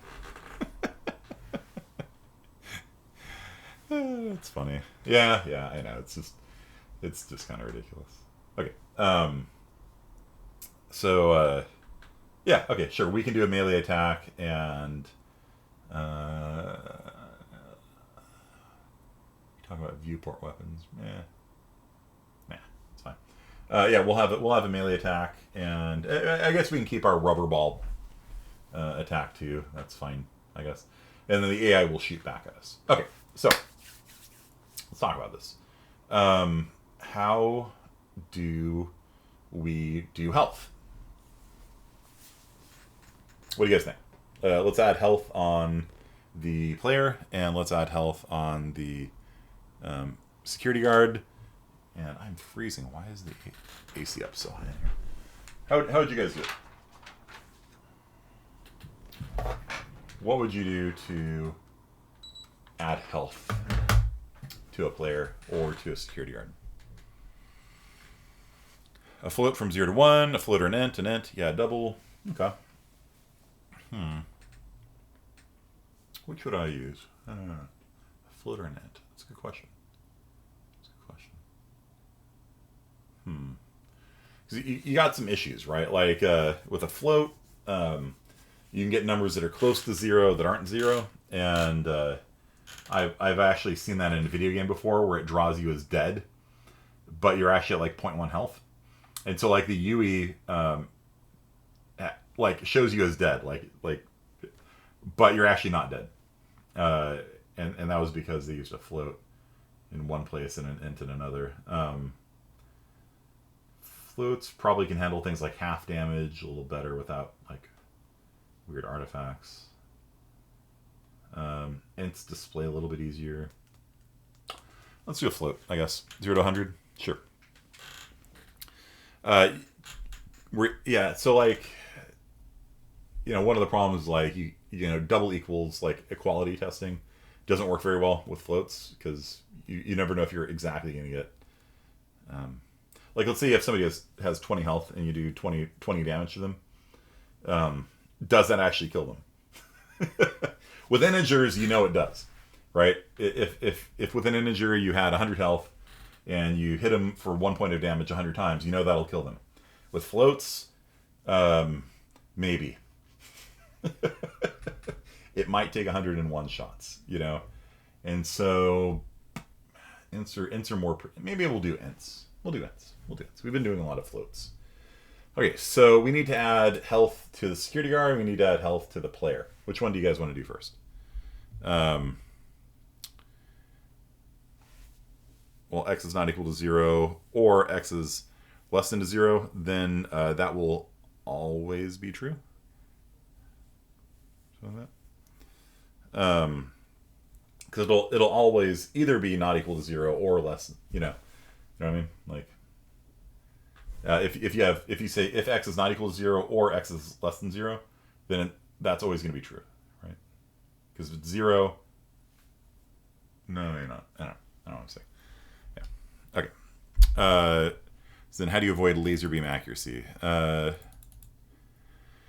It's too hard to let the player dodge, line trace that coding and inaccuracy. You could, in fact, you can use our knowledge of vector math to figure out how quickly the person's moving laterally, and then add in an error to the security guard based on that. Or you can add every time it shoots, it'll shoot in a. You can add wobble to it, so closer up it's pretty accurate. Further away it'll miss occasionally. That's doable. All right. Okay. So health on the player first. All right. So the player is in the first person blueprint folder under blueprints, and they are under first person character. And as we saw before, oh man, that screen is flickering too. That's super annoying. That is super annoying. This new screen is like flickering. I think it's trying to do like local dimming. Let's see here.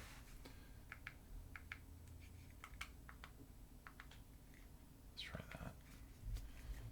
that. And it like brightens and darkens dynamically. You're trying to.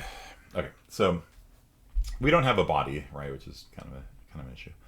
Not really. So what do we need to do? We've got our variables on the player here. We will add a new variable to the player, and that variable will be called health. Right now it is a red chiclet, which is Boolean. We want it to be an int. Is that what we decided? An int? Then it needs to be like that kind of blue-green color.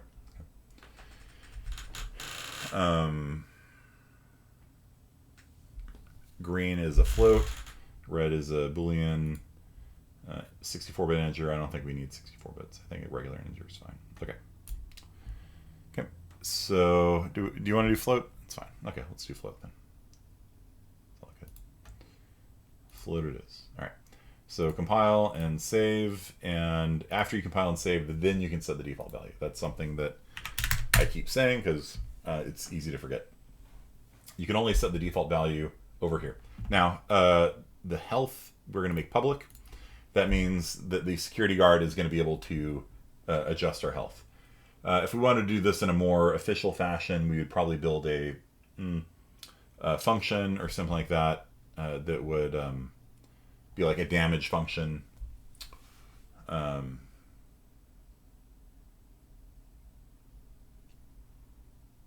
maybe we should do it that way. Okay. So we'll make a function here called take damage, and let's see here. Double click.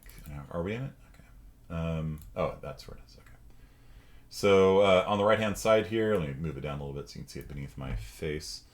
Down here you can see there's an input, and so the input, we're going to click on that, and that input is going to be called how much damage. Let's just call it damage. That's how much damage we're going to take, and it's going to be, we did floats, right? Float. Okay. And then the output, it's not going to have any outputs. So this take damage function, it's going to be called by the security guard. So when the security guard sees us and shoots, it's going to be like take 10 damage or whatever. And then we need this to reduce our health by however much they damage us for, like 10 or whatever. So I'm just going to drag health in here. I'm going to get our current value of health, and I'm going to subtract the damage that we take from our current health, and then I'm going to set the health. Okay. Just like that. So if we have 100 health and they say take damage 10, we're at 90 health. Okay. And we could probably add a little bit more logic on top of this. Print string. We'll just add a little debugging because I'm a big fan of debugging. And we will just print our current health. So we're going to, every time they shoot us, it's just going to print our current health every time they shoot us, just to verify that it is working. And we'll probably need to add in some code for dying, but one step at a time. This is something I really want to emphasize to you guys. One step at a time. Get this working first. Okay? So what I've done is I've made a function called take damage, and should be good. Health, again, is not public. Okay. And so the security guard will call take damage on us, and right now it'll lower health and print out our current health, and we don't die or anything else in that. So, okay, should be good. Should be good, should be good. So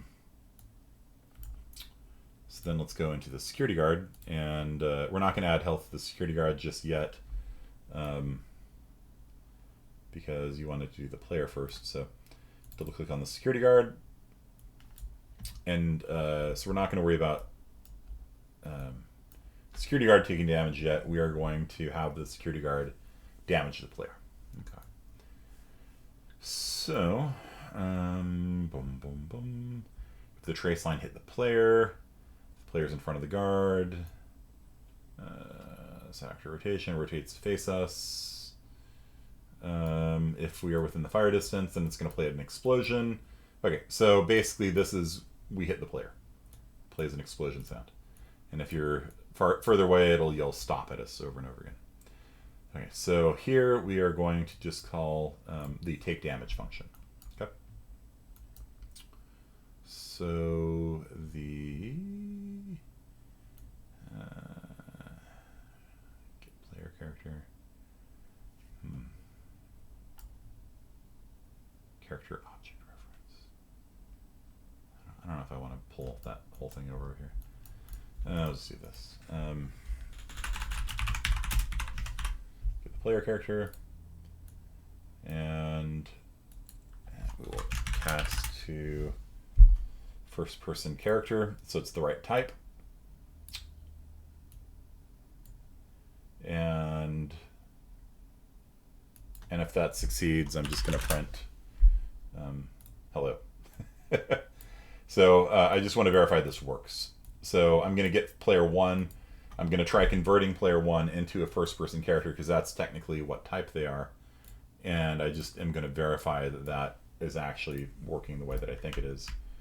So come over here. Halt. There we go. Hello. Okay, good. It's working. Okay. Went a bit fast for me. So given the existing thing, right now when it shoots me, it just plays the explosion sound. And so what I added to it is I'm going to get the first person. It's a single player game, so player index 0 is the first person.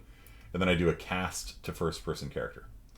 So the reason why I do that is because I moused over this here and it said it's a character object reference. Whereas the result of this is a first person character. Our blueprint is called first person character. You see this? So you have to make sure this function, this take damage function, only exists on the first person character type. So if it gives you something that's not the right type, you have to use a cast to convert it to the right type. And so this returns a character object, which can be any kind of player. And I'm converting it specifically to what I know that it is, a first person character. And then I just print it hello to make sure that that process actually worked correctly. So rather than printing hello now, what I'm going to do is I'm going to call on first person character. I'm going to call the damage. What do I call it? Apply damage. Take damage. Take damage function on it. And I'm going to do 10 damage. Or I can make it random. Do you guys want to see how to do random damage?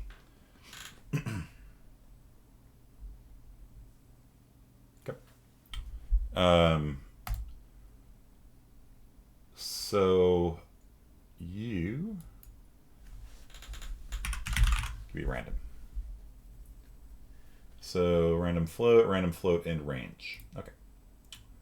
So I'm going to generate a random number from 5 to 15. So it'll randomly do damage somewhere in there. Maybe I want a random integer, just so I don't get decimals needlessly. I'll do a random int. Oh, no, wrong type. Okay. Random int and range.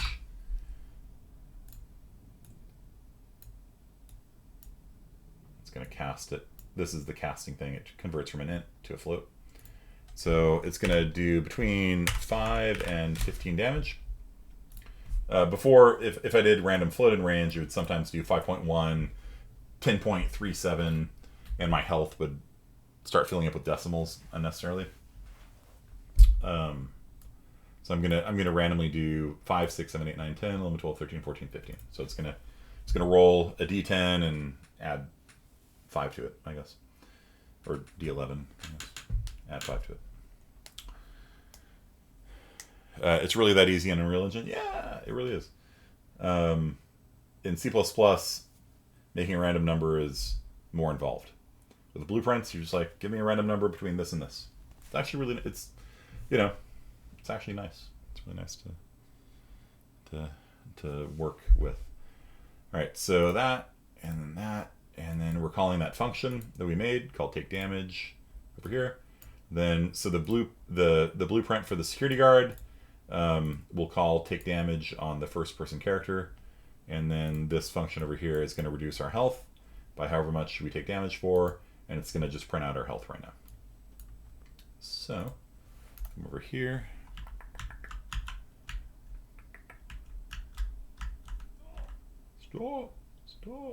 stop. I get closer. 88, 82, 70, shooting me. Okay. And I'm now dead, except there's no death. So negative 65 life, and it just keeps on going. Okay. If I move around, see, it just keeps following me and doing damage to me until I escape. Okay. Where are the numbers printed? The numbers are printed up here. The debug just appears in the top left part of the graphics.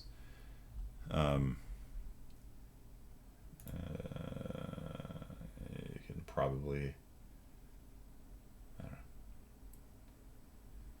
You can probably mess with it. A better way of doing it is to set up a heads-up display, which is one of our topics. Like, how do you have like a health bar on the screen and stuff like that? So this is the take damage function, yes. And so what happens is the security guard has to cast it to a first-person character, because take damage only exists on a first-person character. If I tried pulling off this and did take damage, it doesn't exist. So that's that. Unreal Engine actually has built-in callbacks and things like that, like when I take damage, do this. So they actually have a damage system built in. So I wouldn't necessarily even do this, per se in a real game, but this is a pretty gentle introduction. Yeah, let me screenshot that for you. So this is the end of what we had before. And I'll put that on here. And that is inside of the security guard. The above is in security guard. And then this one is, well, we're about to mess with this.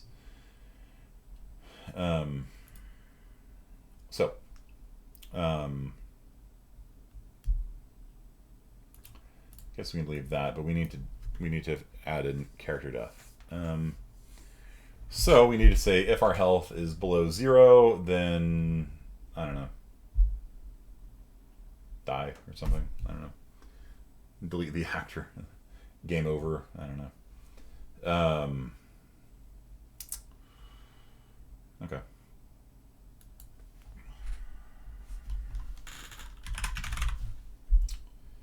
So, if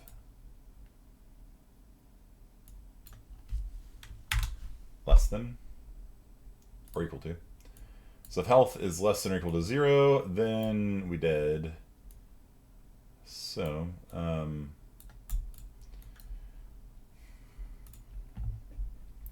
a couple different things that need to be done. Like you need to play an animation, but we don't really have a body, so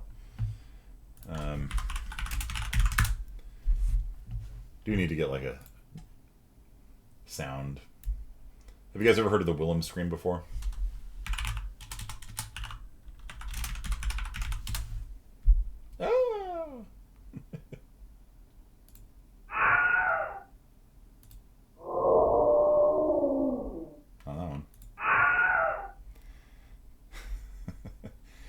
If you go on YouTube, you can find compilations of people using the Willem screen.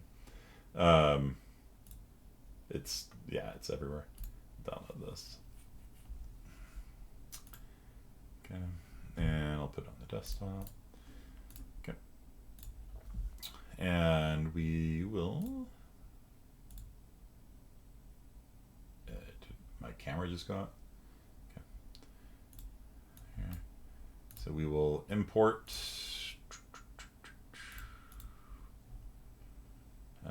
The Wilhelm Scream.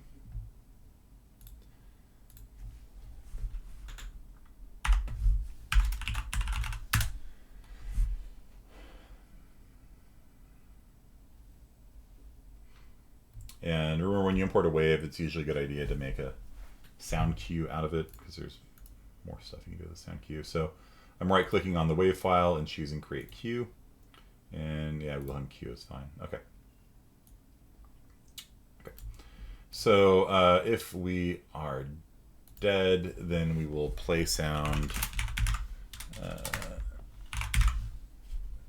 location, and we will get our location. Actually, we can, yeah, there's actually a different thing. Play sound 2D.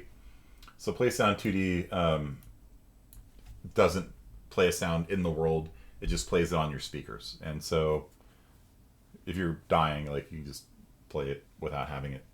If it's in the world, then when you rotate the camera and stuff like that, you'll hear it louder on one side or another. With this, it just plays, okay. So I'll select Wilhelm Cue file here. And then we need to disable taking damage, right? If we're dead, yeah, so let's make a new variable called dead. It's going to be of type Boolean. And we have to save and compile to set the default. The default is we're not dead. So if we die, we're going to set dead to be true. And we also don't want to take any more damage. And once we're dead, don't take any more damage. So we'll need to add a branch in here. Get dead. If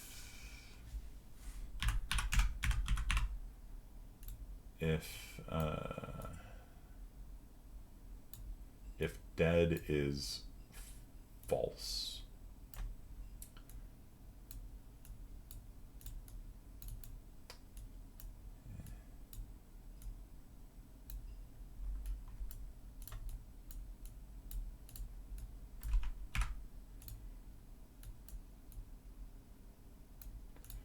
So if dead is false, then we'll take some damage and print the health and things like that. Also, probably the AI should probably ignore us if we're dead. So get player.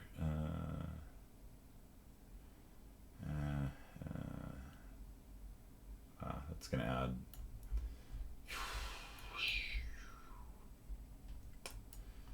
Okay, no. We're gonna convert the player character cast to first-person character. I'm gonna pull this out here. Just gonna insert this in the middle here. So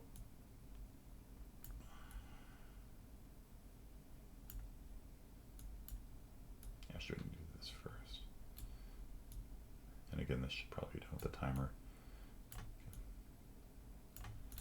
So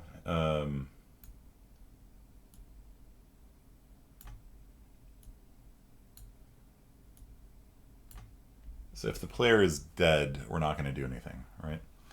So every second, the AI is going to try shooting us, and then if we are dead, so we get this, get dead. So if we get dead,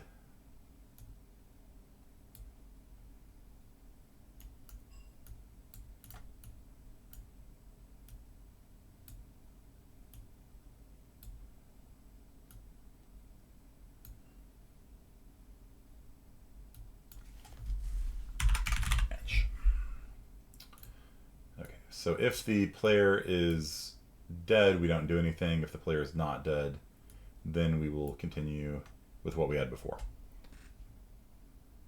So let me screenshot this. So I've just added in a check at the beginning that says if the player is dead, don't do anything, just stop. Because all the security guard does is react to a living player. So if the player is dead, don't do anything. If the player is not dead, then continue on and with the trace lines and all that kind of stuff. Okay. Because it's kind of weird for AI to keep shooting after you're dead. You know? Okay, so if we are dead, don't take any more damage. We're done. If we're not dead, then we'll take damage. Once we die, we play the Wilhelm sound. So dead to be true. And then probably...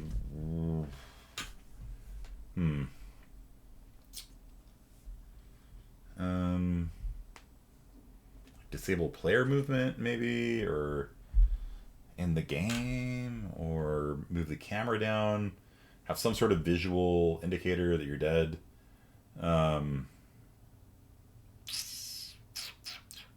Respawn maybe, but then we need to not be dead anymore.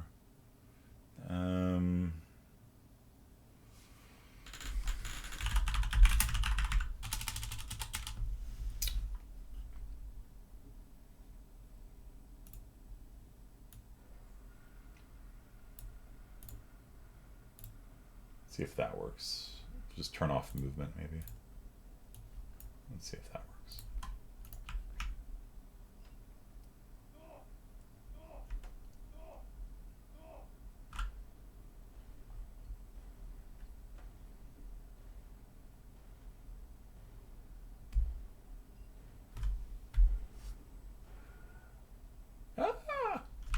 Yeah, and I can't move now. Yep. I should make the Wilhelm scream a little louder, I guess. Volume multiplier times 5. Okay.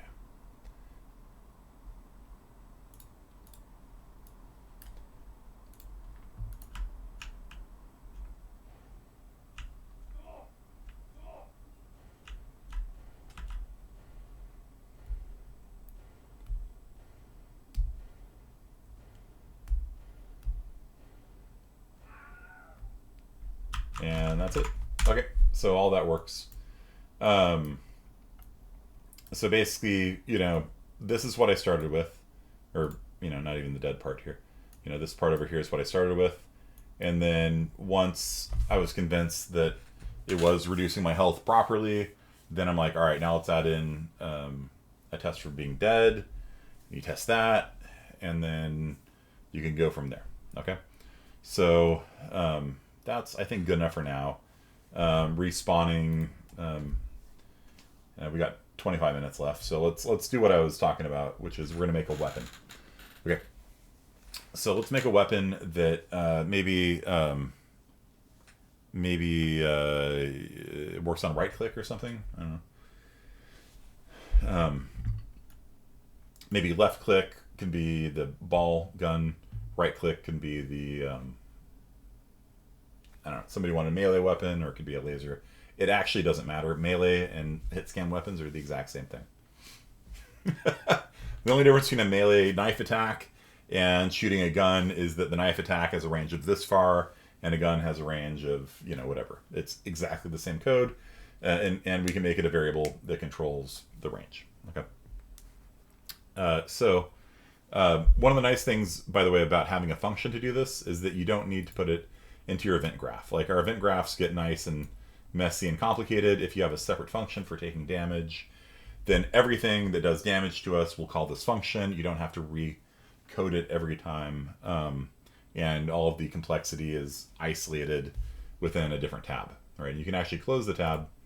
And if you ever want to get back into it, you can double click on it and it'll open the new tab up like that. So, okay. So we want to make, this is input action fire. Let's make a right click attack. Okay. Right now, we'll just leave this as it is. I kind of want to have the ball do damage to the security guard. Got 25 minutes.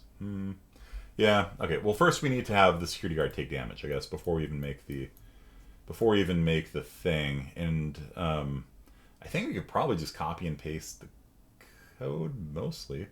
So we're gonna add a variable here called health, and we're gonna make this a float. And again, you have to save and compile it. And then over here, the health will appear. So I'm just doing what I did earlier. I'm gonna give the security guard 100 health by default. And I'll just actually copy the take damage function. Right click, copy, come over here and right click, paste. So there you go. Right. So let's see. Oh, we need a dead variable. Okay. So a variable called dead. It is a bool. This could break connections.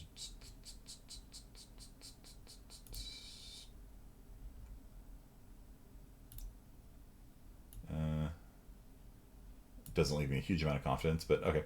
So dead defaults does not compile. Yeah, I mean, I'll delete these references to dead here. Oh yeah, that would have to. Its death thing would have to change. Okay, so compile this. Okay, so dead. Okay, so if he is not dead, then he can take damage. If he is dead, you can't kill him anymore. He's already dead. All right, so if health drops below 0, we play the Wilhelm. And this one, rather than playing in our, self, in our head, this is actually, we'll actually do the Wilhelm scream at the location of the player, or of the security guard. So we'll play a sound at location. Play sound 2D, plays it with no attenuation. It's not in the world, it's just in your ears. Use that like when you click on a button or something like that. It wouldn't make sense for it to be in the world. But when the security guard dies, we're going to definitely play a sound at its location. And we're going to get the location of iSpot, I guess. iSpot. We're going to get location of that. And that will be... So when the security guard dies, it'll play at its location. Okay. What sound are we going to play? Oh, you know it. You know it. It is going to be the Wilhelm Q. There we go. And we're going to make it 5 times louder than normal. Attenuation settings, oh, that's fine. Okay.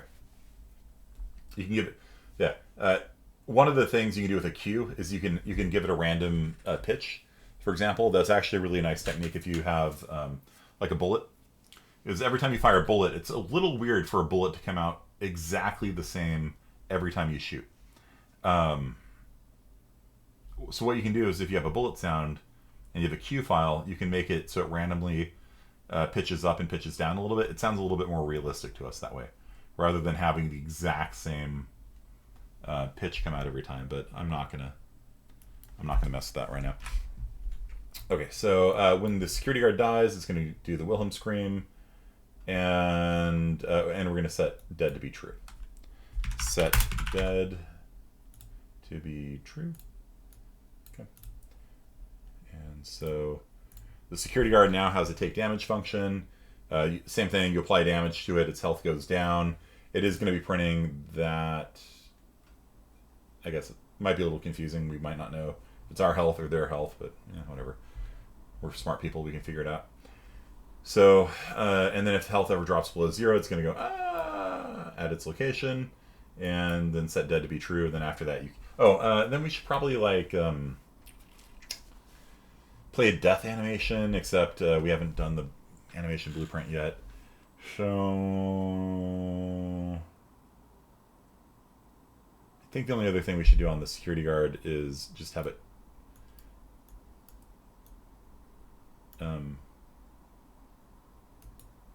maybe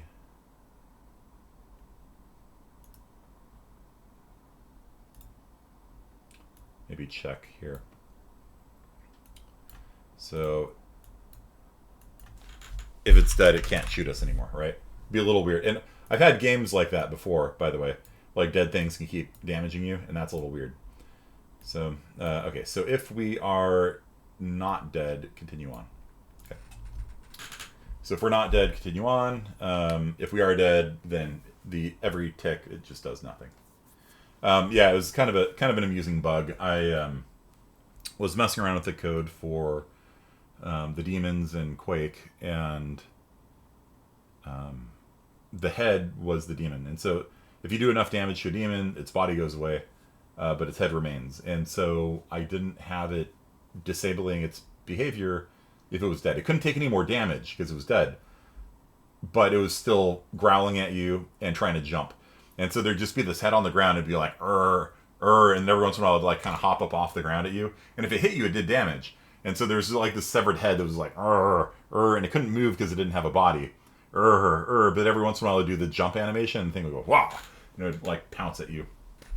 And you couldn't kill it. It was already dead. So that was a very funny bug. Annoying, to be sure, but a very funny bug. Okay, so we've got take damage on... you just promoted dead variable. It works for me. Okay, yeah. Okay, so so all we've done so far, Vina, is we just added a health and dead to the security guard, same as we did for the player. Now we need to have the player do damage to the security guard, and so we'll start off by melee is the same as ranged. There's no difference between melee and ranged. It's just hit scan. At least at a simple level. If you're actually going to do melee simulations, then that's a lot more involved, like in a fighting game or something like that. So the first thing we should do is make the first-person projectile damage the person. Okay, so the first-person projectile is under first-person blueprints. It's the ball. Okay. Animations, whatnot. Yeah, we don't even have a body, dude. Let alone a melee animation. Okay, so if you double click on the ball, you'll see the ball actually has a blueprint on it. And so the blueprint gets called when the ball hits something. And this is what makes the boxes in the first person template fly. It actually does far more physics impulse than it should. So basically, when the ball hits something, if that thing it hits is simulating physics, then it adds its current velocity times 100 to the box. And so the ball itself doesn't have very much mass, so it wouldn't push it very much.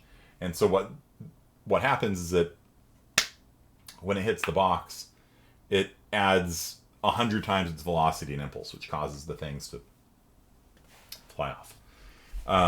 However, we don't care about this because we're hitting the security guard, and so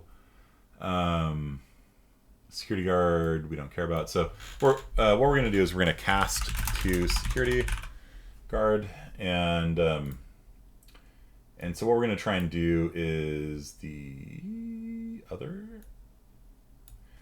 So if the other person is not a security guard, then we'll do the normal thing. So like if it's a box or something. So if we hit a box, then we just leave the rest of it as it is. Cool. But over here, we are going to say if we hit a security guard, then do damage to it. So security guard, we are going to call the take damage function. And we're going to do, I don't know, random amount of damage to the security guard. Random int in range, context sensitive. Random int in range. Automatically does the cast for us, nice.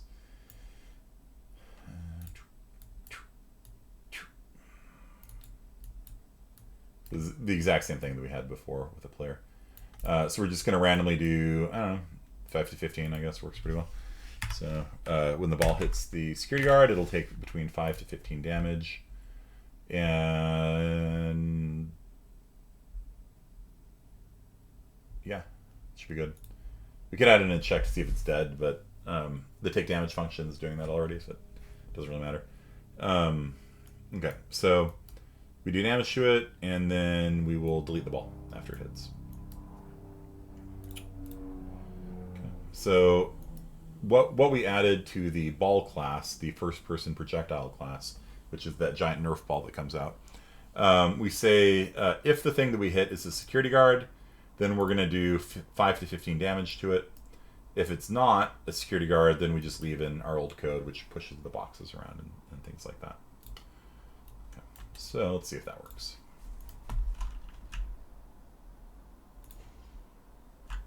Miss. Yep, good. Good.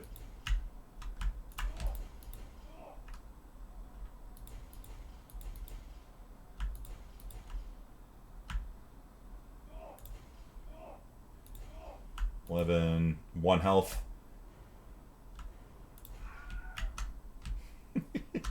And he's dead now. And so you see how the AI turned off? And now that it's dead, the take damage function doesn't do anything. We need to play like an animation and have it go, ah, and then actually flop over, like you might have seen in my spring 2021, where the thing collapses to the ground. But you see it's not shooting us anymore, so it dead. Okay. Still animating, because, like I said, we haven't done that. But, yep. So, yeah, ragdoll or something like that. But for now, like I said, we haven't had our talk on animations yet, so we'll just leave it like that as it is. So that works out pretty well. So when the ball hits something, we see if it's a security guard. If it is, we call the take damage function on it. That's why it's nice having a function, so that you don't have to have the ball itself doing all that stuff like, okay, reduce its health and set the dead flag. Nah. Just call take damage and you pass it a parameter. One thing, like if we go into take damage here, one thing to note is how do you get damage to appear here as an input? On the right hand side of the screen, there is the inputs tab here, and that controls what the inputs are to the function. It needs to be a public function so that other people can call it. And you can give it a description like, you know, call this to damage the player, or something like that. I don't know. Like you can give it a description if you want, but save. And then when the guard damages us, you see that? When I mouse over the take damage function, it has that description. I call this to damage the player. Yeah. I put destroy actor at the end of it. Yeah, you can do that. You can do that as well. So the security guard, for its take damage function, you can remove that. You can remove the actor, I guess. And then I'll just wait, remove actor from here.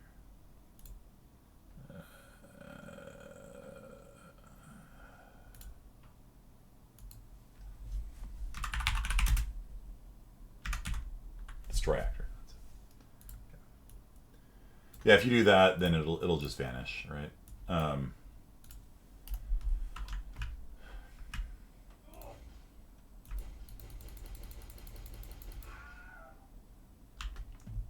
Yeah, that's fine for now. But in reality, what we want is the thing to go through a death animation, and then maybe after 5 seconds, then you call destroy. Oh, do you know how to do that? There's a couple different ways you can have something happen. This is actually really important. So like if you prime a grenade, you want it to go off in 3 seconds. Do you guys know how to do that? Like maybe it dies and then like after the death animation plays, then it destroys actor. The timer is one way of doing it. Yeah. The timer is a little bit overkill though. There's actually a delay node.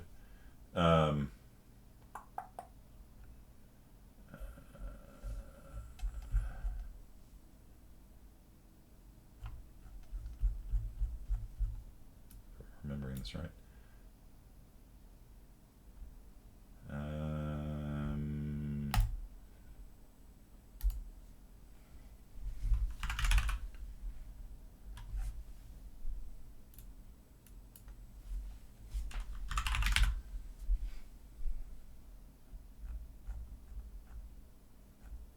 Why is it not showing up?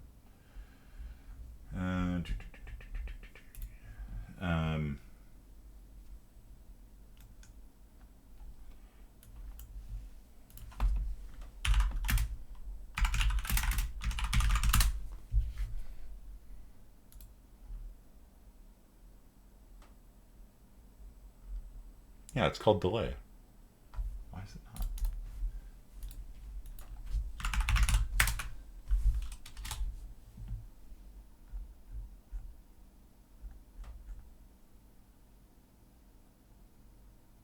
So strange.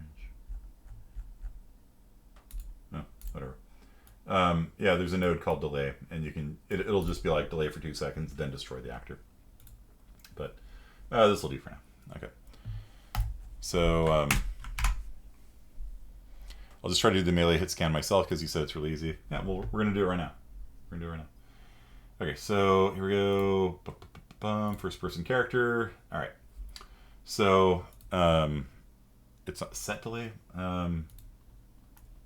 Whatever. We got 10 minutes left, so let's just do this. So I'm gonna set up a keybind for right mouse click. So I do that by going to Preferences, Input, and choosing a new action mapping. And this will be called, not fire, this will be called right click fire.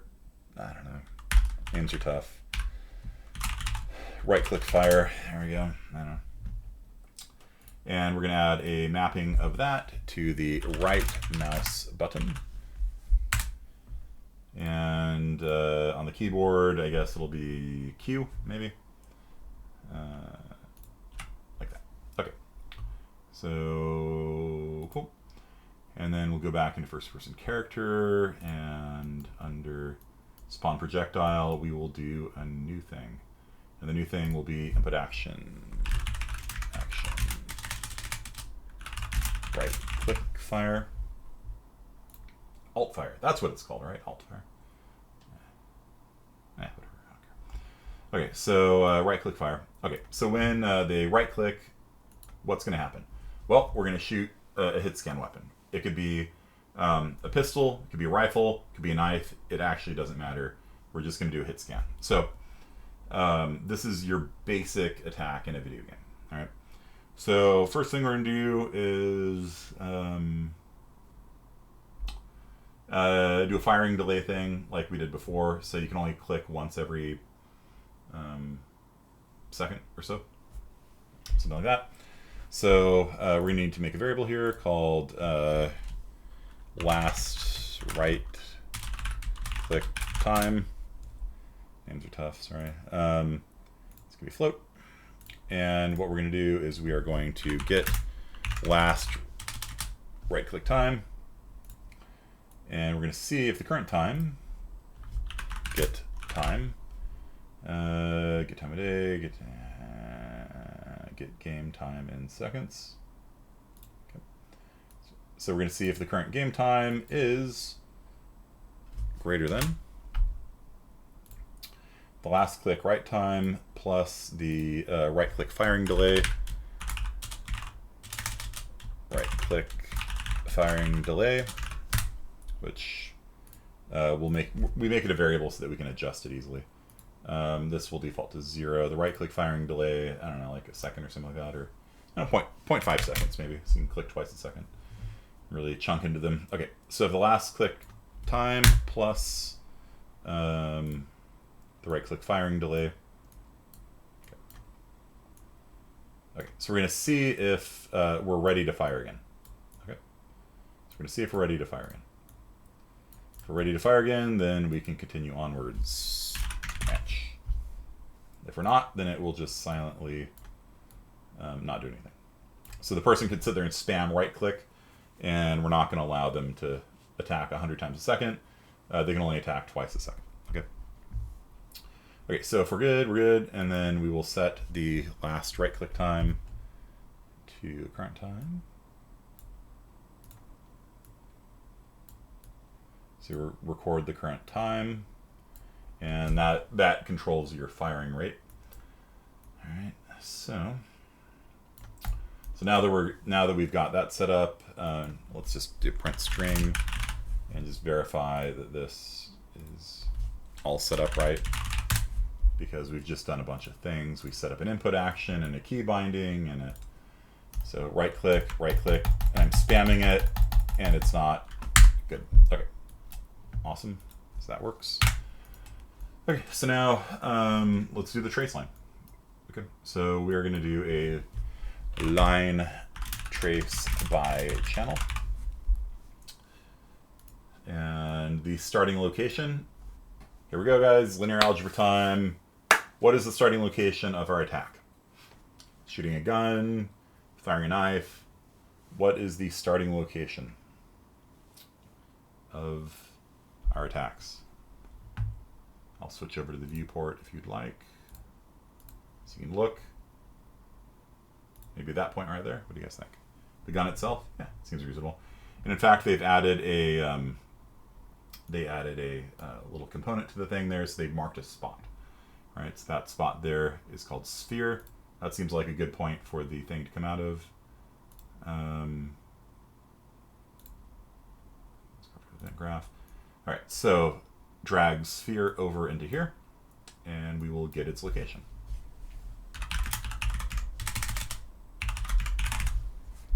So we're going to get the location of sphere. That's the starting location. What's the ending location? Do you guys remember that, what I told you we use all the time in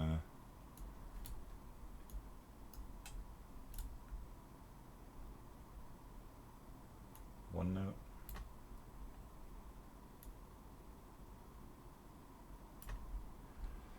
So it's our starting location plus the direction we're looking times the range. Okay. If you multiply your location times a scalar, you're going to not get a good value, because your location is going to be like 30,000 centimeters, because your location is from the world origin. So you can't just multiply the location. It's your location plus the direction you're looking times the range. That's the key linear algebra there. So we're going to take this, add to it, vector plus vector for the ending point, and the ending point is going to be our forward vector, which was off our camera, right? Okay, so first person camera, this is the direction we're looking. So we're going to get the forward vector out of it. So this is a unit vector pointed in the direction we're looking. And we're going to multiply this times a scalar. And that scalar we're going to promote to a variable, and that variable will be called right click range. Right click weapon range. Okay. And that is how far the right click weapon will shoot. And so we can set it to, I don't know, if you want it to be a melee weapon, it could be 1 meter. I'll set it to 100 meters just to start with, just to see if it works.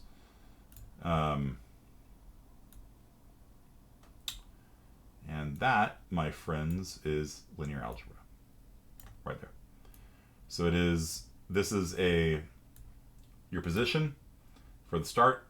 The ending position is your starting position plus the direction you're looking times the range. Okay. And then it will draw the thing. So for 5 seconds, it'll draw the trace line. And let's just leave it at that for now, just to make sure that the math is working. So there we go. When I right click, you can see these lasers are coming out and they're starting at my location and going to the point. They're hitting things properly. Okay, good. So that's easy to screw up. So I will screenshot this whole thing for you.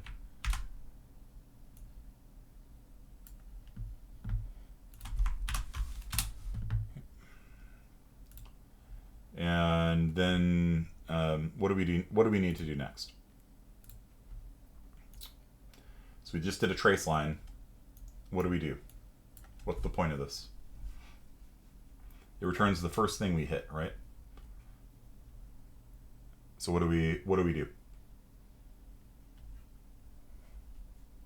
We just hit something, like we hit a rock, or we hit a security guard, or we hit the landscape. What do we do? Make it shorter? Yeah, we can do that. All right, so make it 100 centimeters, so it's a melee attack. There you go. But actually, no, that's not actually.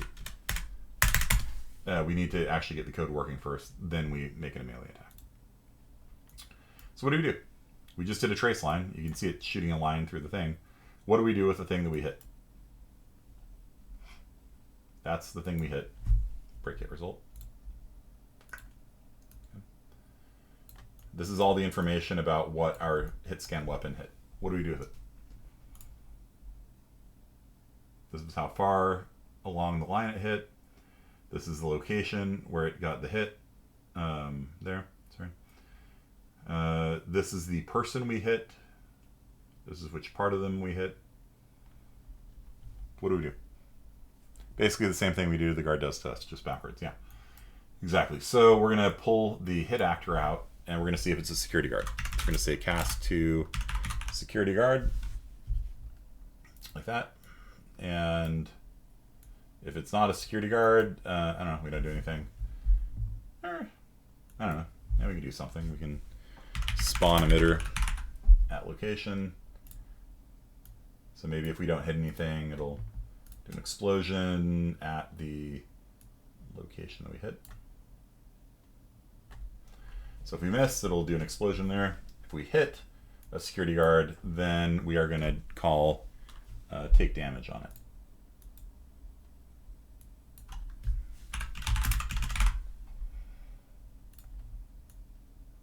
And the security guard will take random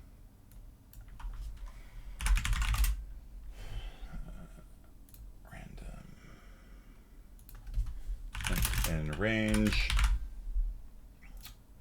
So our melee attack will do between 30 and 50 damage. Okay, because melee attacks always do more damage than guns. It's just one of the rules of video games. And then let's play it. So you can see it's spawning explosions.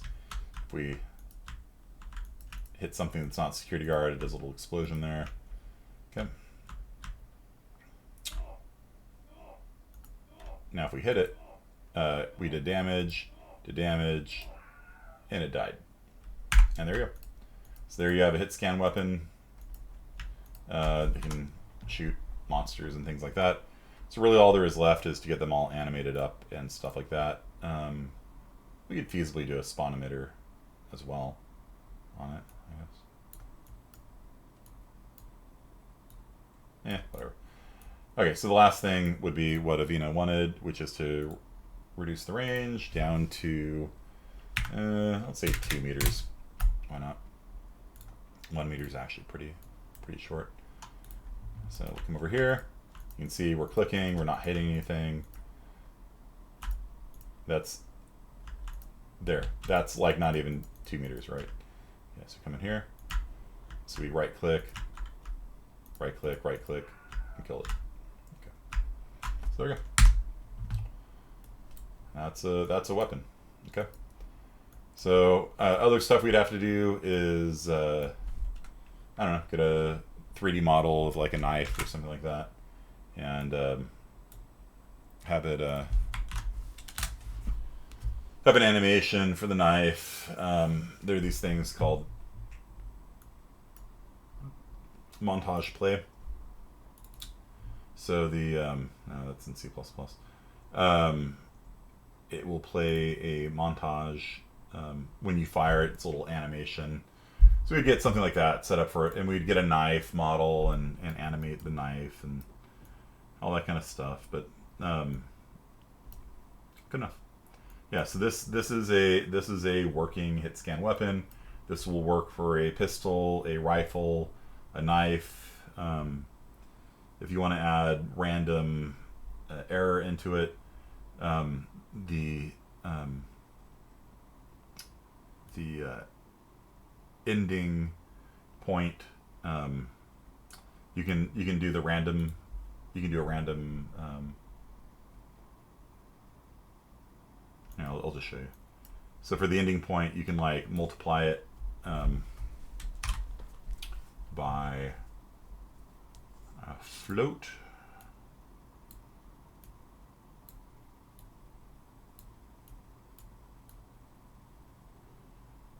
And that float will be a random float and range from like, I don't know, 0.9 to 1.1, something like that. So what I'm doing is that I'm adding some error to the spot that I'm doing the trace line to. And then if I right click and I make this back up to 100 meters,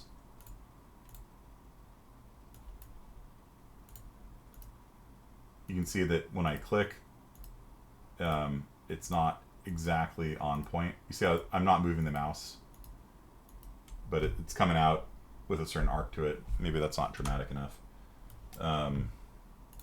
Maybe I'll make it, I don't know, 0.7 to 1.3 or something like that. So what we're doing is we're just adding a little bit of error into it. Let's see, we're gonna float. So, yeah. Either way, I wouldn't worry about it. So you get a cone effectively, or actually, I'd probably multiply it by the. Yeah, either way, that doesn't matter. Yep. So weapon range, I'll set that back down to 200. And that is it for today. So, any questions? This is a weapon. Okay, this is a weapon. We're just lacking animations right now, and sound, I guess. Technically, should probably have a sound effect every time you attack. If you miss, it should go whoosh, and if you hit, it should play some sort of hitting sound. So, animation and sound we can throw in pretty easily. Yeah, it does random damage. Does a particle effect if you miss, but hit some. If you hit something that's not a security guard, it does an explosion for some reason. I don't know. Maybe like a little chink or something like that would look a little better. But yeah, there you go. So that's how you make weapons. Okay. So we've got a projectile weapon up here, and we've got a trace line weapon down here. So this is a trace line weapon on right click. And that's basically it for things. So this is a projectile weapon on left click. Those are your two kinds of weapons. You either spawn an object that then moves through the world and hits something, or you do some sort of trace line. And that's your two weapon groups. If we had the enemy hit us with melee, it would be hit scan or hit box, depending on what we want. If we had the enemy hit us Well, you can. I'm not sure exactly what you're asking with that, but we could do things like figure out which component of the security guard we hit, and say if we hit the head, do double damage, something like that. Maybe we can show that next time. So, yeah, that's good enough for today. All right. So tonight's test will be on vector math. So if you know how to add and multiply, it should be fine. And I will throw the OneNote thing. I'll just put that up right now. Share.